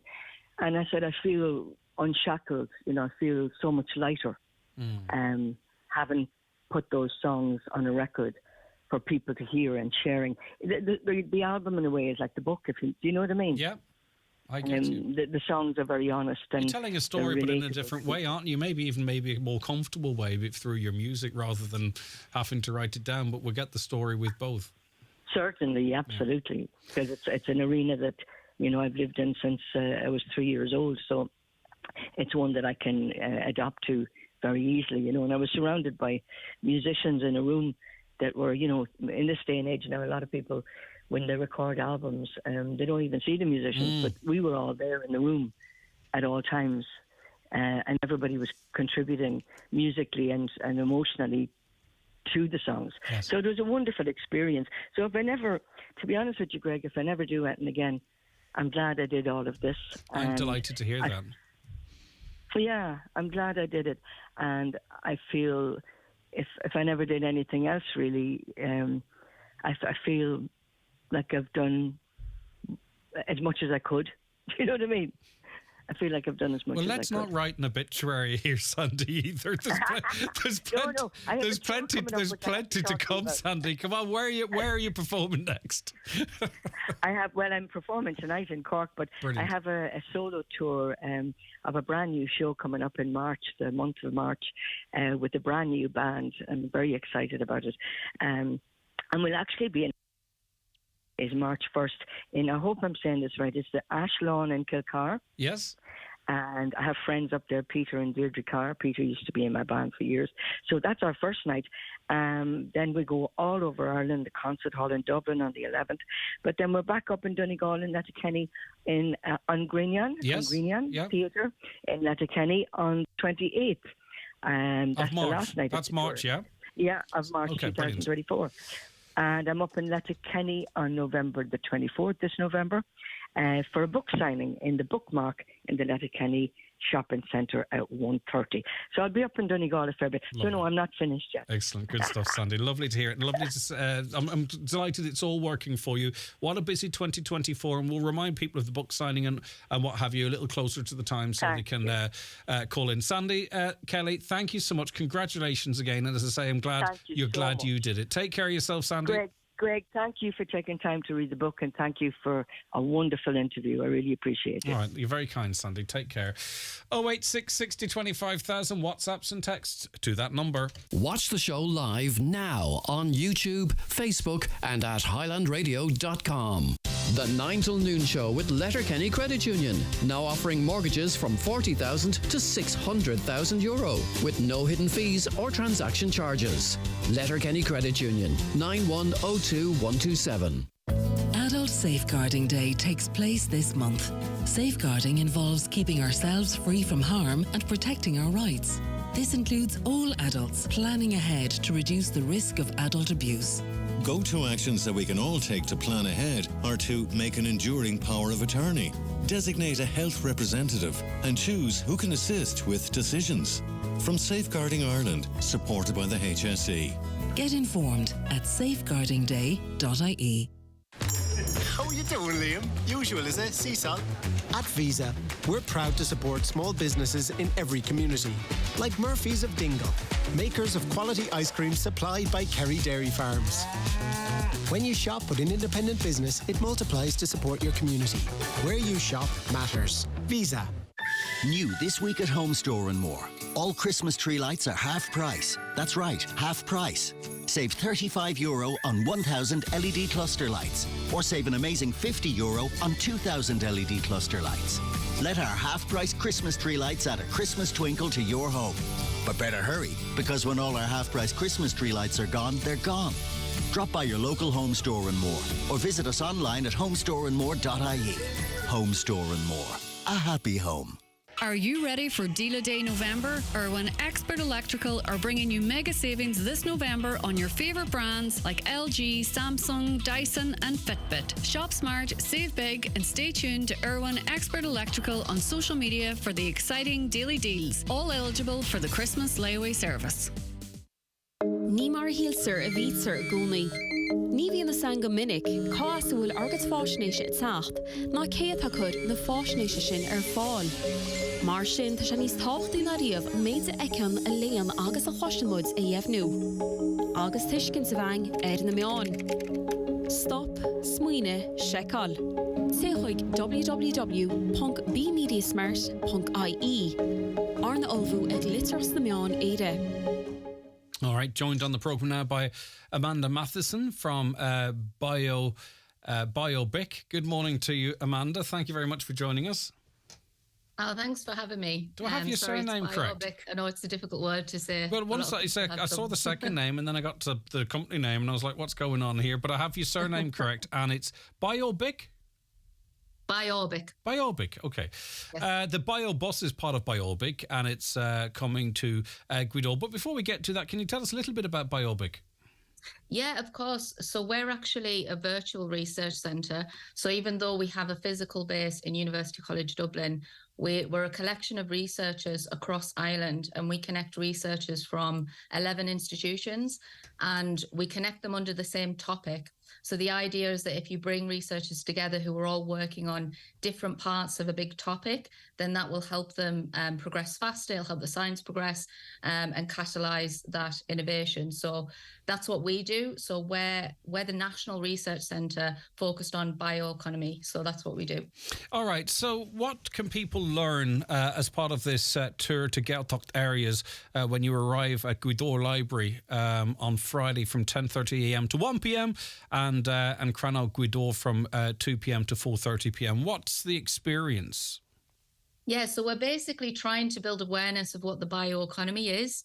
It's really important for us to transition to sustainability, but most people aren't aware of what it is and why it's important. So we start with an exhibit inside the van, and it's basically kitted out like a standard Irish home, and you can find out just how many things you use on a day-to-day basis have crude oil in them. And it's actually really shocking. There's so many things. You know, you might think it's just plastic, but it's detergents, it's the paint on your walls, it's your clothes, it's in everything. So we're kind of showcasing that. And then we're presenting the bioeconomy as the solution, the alternative to that. And the bioeconomy is basically just a biological economy. So it's getting everything we need from living things, so plants, animals, microbes. And of course, we already do this. We've done this for centuries and centuries, you know, getting food, getting clothing, materials like wood to build homes. All of that comes from living things. And then we kind of transitioned to this petrochemical economy where we discovered crude oil and all the materials in that and how we could use that to create all these modern conveniences that we have today. So the question is, if we want to move away from crude oil, how do we do that and still keep all of those nice things that we have in modern society? And the answer is bioeconomy. We can get those things from plants, animals, microbes. We can create bioplastic instead of crude oil-based plastic. So we'll introduce some of those examples. There's a range of them. Some of them are in your supermarket right now. Some of them are kind of small businesses. And then some of them are actually still at the research stage and they're further along the pipeline. So do you focus on where we can replace the use of oil where it's practical to do so, i.e. say, for instance, if someone said to you, well, what about electric cars? I mean, you know, there are obviously big question marks about the actual footprint of creating an electric car and providing its battery and the labour and all that type of stuff. Because that maybe can't be addressed with, you know, plant, animal or bio, do you have a view on that, or do you just leave that to one side and let others worry about that? I don't mean that in any way disparaging, but I'm just curious in that regard. Yeah, I think, when it comes to addressing climate change and sustainability, it needs to be a mixed methods approach, and we need to find solutions wherever we can.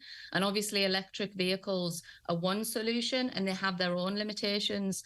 But there's also biofuel. So the BioBus actually runs on biofuel. It's hydrotreated vegetable oil. It's been sponsored by CERTA, and they provide HVO commercially right now. Hopefully in the future, it'll be available for your average person, but they are transitioning to supplying HVO for boilers in your house. So heating your home could come from sustainable biofuel HVO. So I think it's a mixed methods approach. Everything has limitations. And even though, we sometimes consider these other options sustainable, as you've, mentioned, sometimes there are hidden things or kind of consequences when we rely on them too much. So I think it's about figuring out how do we do it in a comprehensive way, tackle each different problem, and then we can solve those issues. And then, of course, sometimes many of us out there, I don't count myself amongst them though, but to resist change, we'll try and pick holes in something, or try and say, well, what shoes are you wearing? Do you know, that sort of a way? That's not really what we need to do. Is look at how we can change to protect the planet that, is as cost neutral as is possible. That's a win-win, isn't it? I mean, you know what I mean? Just because you want to think a certain way, you can't. Is there any point? You don't want to just resist it for the sake of doing so. Yeah, exactly. I think there is a lot of rhetoric around, oh, well, you're not doing this perfectly and this has its own problems. But I think our motto is direction over perfection. You know, as long as we're going in the right direction and we're making small changes, then we're doing much better than doing nothing, essentially. I think as well, there's a lot of emphasis put on the consumer, put on the average citizen, and that's not the way to do things. You know, everybody has their own problems and challenges to deal with. And I think we as a society, industry, research, government, we need to make it really easy, really convenient for people to make the right choice, to make the sustainable choice. And so that's what we're working on. And we'd love to get your help in terms of your ideas, your insights. You know, where can we help? What do you feel we need to be working on? And that's something you can chat to us about on the BioBus as well. Yeah, I mean, like if I could tomorrow switch to using renewable plant waste matter instead of home heating oil, I'd do it straight away. You know, I mean, obviously I couldn't absorb a massive increase in cost or, you know, a 6,000 switch over boiler, but I don't care what's in the tank. Well, I do care, if you know what I mean. Like, I have no problem with that. Do you know what I'm saying? Or if it was to fuel the car. Right, okay, so is it just roll up and when they see the bus in town and just hop on and experience it? Or do you do by a book? Is there a format or by appointment? Or what's the story there, Amanda? It's a little bit of both. So we can take big groups, especially school groups, for example, so they can book, say, an hour with the bus and we have a proper workshop with activities for the students to do. But if you're just popping down as a small group of people, yeah, you can just rock up where we are. We're a big orange bus. We're very easy to spot, and just pop down and we'll show you the exhibit. There's free tea and coffee and you can have a chat with us as well. Just follow the smell of the chip shop coming out. No, I'm only joking. Yeah, the oil. I know it's slightly more refined and technical than that. Okay, right. The bus is doing a tour of Gaeltacht areas. It's going to Gweedore Library from 10:30 a.m. to 1 p.m. this coming Friday, and then on to Ancronog Gweedore from 2 p.m. to 4:30 p.m. If anyone wants to reach out, you talked about maybe school trips or what have you. It's short enough notice, but hey, some of the best plans are left to the last minute. How do they get in contact? Yeah, so you can go to biorbic.com/biobus. So that's biorbic.com/biobus. There's also an Irish version of the site as well. So you can book through. There's a little contact form there and you can let us know that you'd like to book a slot. Lovely stuff. Thanks, Amanda. Take care of yourself. That's Amanda Mathewson, who is from BioBrick, and BioBus tour to Gweedore is coming up this Friday. Okay, I want to mention, if you don't mind, that Warski's Christmas Lights Carrickeel 2023, their annual concert in conjunction with Fanet Presbyterian Church, takes place in the Presbyterian Church Carrickeel this coming Thursday. It's at 8:15 p.m. Performances from a host of local artists. Admission by donation at the door. The chosen charities for this year: St. Bernadette's Special School Letterkenny and Critical Care Charity. That's the Emergency Medical Response Donegal. For further information, contact the wonderful Mary on 086 854 5797. Really looking forward to bringing Hudson, now that he's a bit older. We dragged him to it the last time we were there. Looking forward to bringing him down to see the wonderful display there of Warski's Christmas Lights. But that's their annual concert taking place this Thursday at 8:15. Should be a lovely evening. Sandy Kelly, one of the best, real, genuine, honest, hard to find these days. She is she radiates something which I think is really quite endearing. Lots of reaction to the difficult story to highlight, to be honest with you, of someone gaining access. He says the door was open. Is it breaking and entering? I mean, that's for An Garda Síochána to decide, I'm sure. Entered St. Connell's Hospital, room after room of discarded, it seems, well, the way they're piled, discarded medical files. We've been in contact with the HSE. And we're going to bring you their response to whether they're worried about it or not. We're going to bring you their response after these. The 9 till noon show is brought to you by Letterkenny Credit Union. Seasonal loans now available for Christmas. Apply online or via our app today and get your loan transferred directly to your current account. Go the extra mile with Volvo Electric. Visit McGinley Motors for Volvo Open Week. November 13th to 18th. And get the full experience of the Volvo XC40 and C40 Recharge, each with an extended electric range of up to 570 kilometers. If you order one of these models during Volvo Open Week, you'll receive a complimentary metallic paint upgrade. Find out more about our exclusive offers at volvocast.ie. Terms and conditions apply. Why wait until Black Friday? At Right Price Tiles and Wood Flooring, we're offering our Black Friday deals right now. Get up to 70% off all tiles, all wood flooring and all bathware. Everything's reduced and everything's in stock. The 70% off Black Friday sale at Right Price Tiles and Wood Flooring. Stores nationwide. Sale now on. It's beginning to look a lot like a National Trust Christmas. See the augury sparkle on the new winter illuminations trail. Wrap up for the return of Roallan's beautiful Yuletide market. Hop aboard the road train and visit Santa at Castle Cool with Cancer Connect NI. Follow the festive trail and settle in for story time in the bookshop at Mount Stewart. Come and enjoy the cosy Christmas village at Castle Ward, and you'll find gigantic Christmas spirit at the Giant's Causeway. For an unforgettable Christmas, search National Trust NI. Do you need a UK address? Save hundreds of euros on custom charges shopping online with Space Hub Dairy. We provide a full virtual office address mailbox service for all your business and personal use. Save your business hundreds, possibly thousands on custom charges with Space Hub Dairy. Call 048 7187 8077 for more details.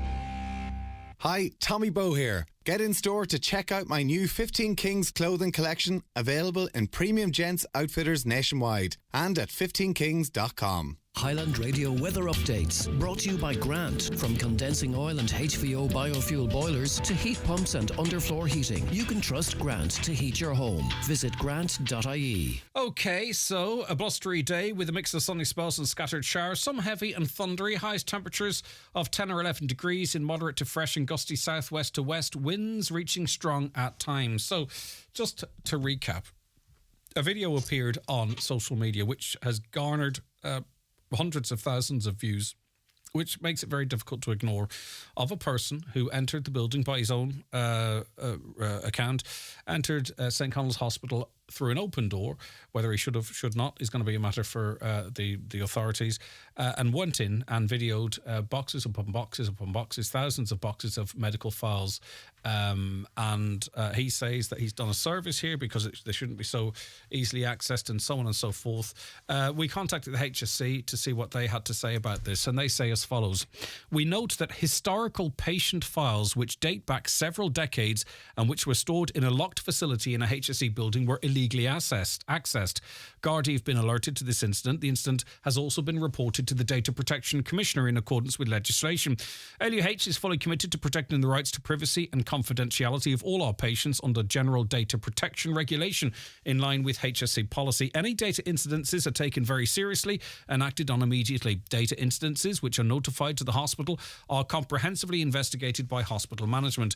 Please also see advice from the Data Protection Commission on what to do if you find personal data in a public place, and it's dataprotection.ie/many different things. Now, they say it's historic over several decades, but it doesn't mean there aren't some contemporary files in there. I did scrutinise some of the video. There is a Dr. Madhavan, who is a senior surgeon in Sligo General Hospital currently, in SGH, currently. And he came to Ireland in the year that his name is signed on that document. So to suggest it's going back several decades, I think we need to dig a little bit deeper there and maybe have a look at the video. But anyway, it is... that is their response. And I think they're claiming that they were stored there. I think it seems to be that they were stored there okay, but someone broke in and accessed them. Is that how you see it? 086 60 25,000, WhatsApps and texts to that number. We'll leave that there now so as not to stoke any further concern or anxiety, but that's the HSC response. They need to deal with it, and it's their job then to reassure patients, because, as I say, whilst we've discussed it, that information appeared and has been viewed by many hundreds of thousands of people on social media. 5% of international students studying in Ireland have either been directly offered a room in exchange for sex or seen an ad for a room in exchange for sex. A report published by the Irish Council for International Students found more than 1 in 10 had been a victim of an accommodation scam while in Ireland, with only 11% of those scammed reporting it to Gardaí. We are joined now on the programme by Laura Harman, Executive Director of the Irish Council for International Students. Good morning to you. Thank you for joining us, Laura. Thank you for having me. I'd be shocked at one instance, Laura, but the fact that this is the experience of 10% of international students to be the victim of an accommodation scam while studying in Ireland, that's a figure that certainly can't be ignored. I don't think anyone's trying to, Laura, but you know what I'm talking about. It's significant in number. It is, absolutely, and actually it ties in with the same research that we did last year, which showed a similar figure. So actually we're seeing a trend here. So it is, 10% of international students have experienced an accommodation scam. So that doesn't mean that they've been necessarily scammed themselves, but they've either seen a scam, someone tried to scam them, or they were scammed. So they were part of an accommodation scam.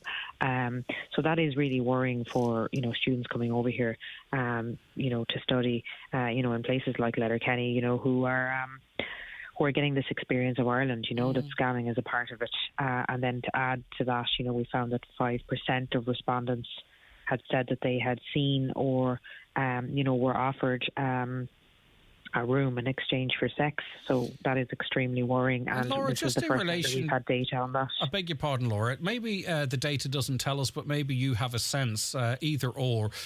Is this a small group of people in this country that are very prolific across the country, or are there lots of people that would be prepared to offer accommodation for sex or to try and scam someone? Do you get where I'm coming from? Like, is this a small group of really active people, or is it actually really quite widespread and there's quite a few people involved in this practice?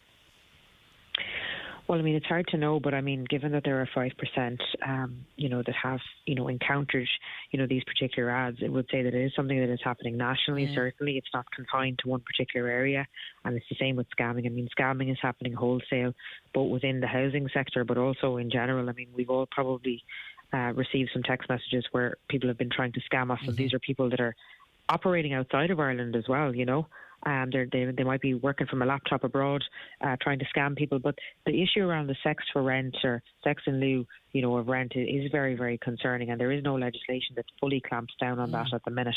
And I think there are predators out there that are, trying to take advantage of vulnerable people. And a lot of students coming here, maybe if English isn't their first language, then certainly they would be quite vulnerable. And a lot of the ads as well, are quite ambiguous in the sense that they will say things like, must be willing to have fun with the housemates, or must be open-minded, or must be willing to share a bed. So really it can be a little bit hard to kind of translate what's actually going on there, what's actually being said between the lines. And there is a shadow economy there in terms of the housing sector in Ireland, like with any, I suppose, part of the economy. And unfortunately, there are predators out there that are trying to take advantage of people. And, it is extremely worrying. It is something that needs to be clamped down upon. And, it's something that we're very concerned about. And there is legislation passing through the Houses of the Oireachtas at the minute, and we will be briefing with TDs and senators tomorrow around this. But we really encourage them to pass this legislation as soon as possible, so that at least it's there in law and acts as a deterrent for anyone that does try and put these ads up online. Yeah, we may not really truly know the full extent of the reputational damage. These students are likely to post it on their own social media, or there could be, radio stations or newspapers doing features on this in other countries about the lived experience of someone coming to study in Ireland. Throw into that the difficulty in getting housing at all to begin with, and this could presumably have quite a negative impact on Ireland being seen as a destination for international study.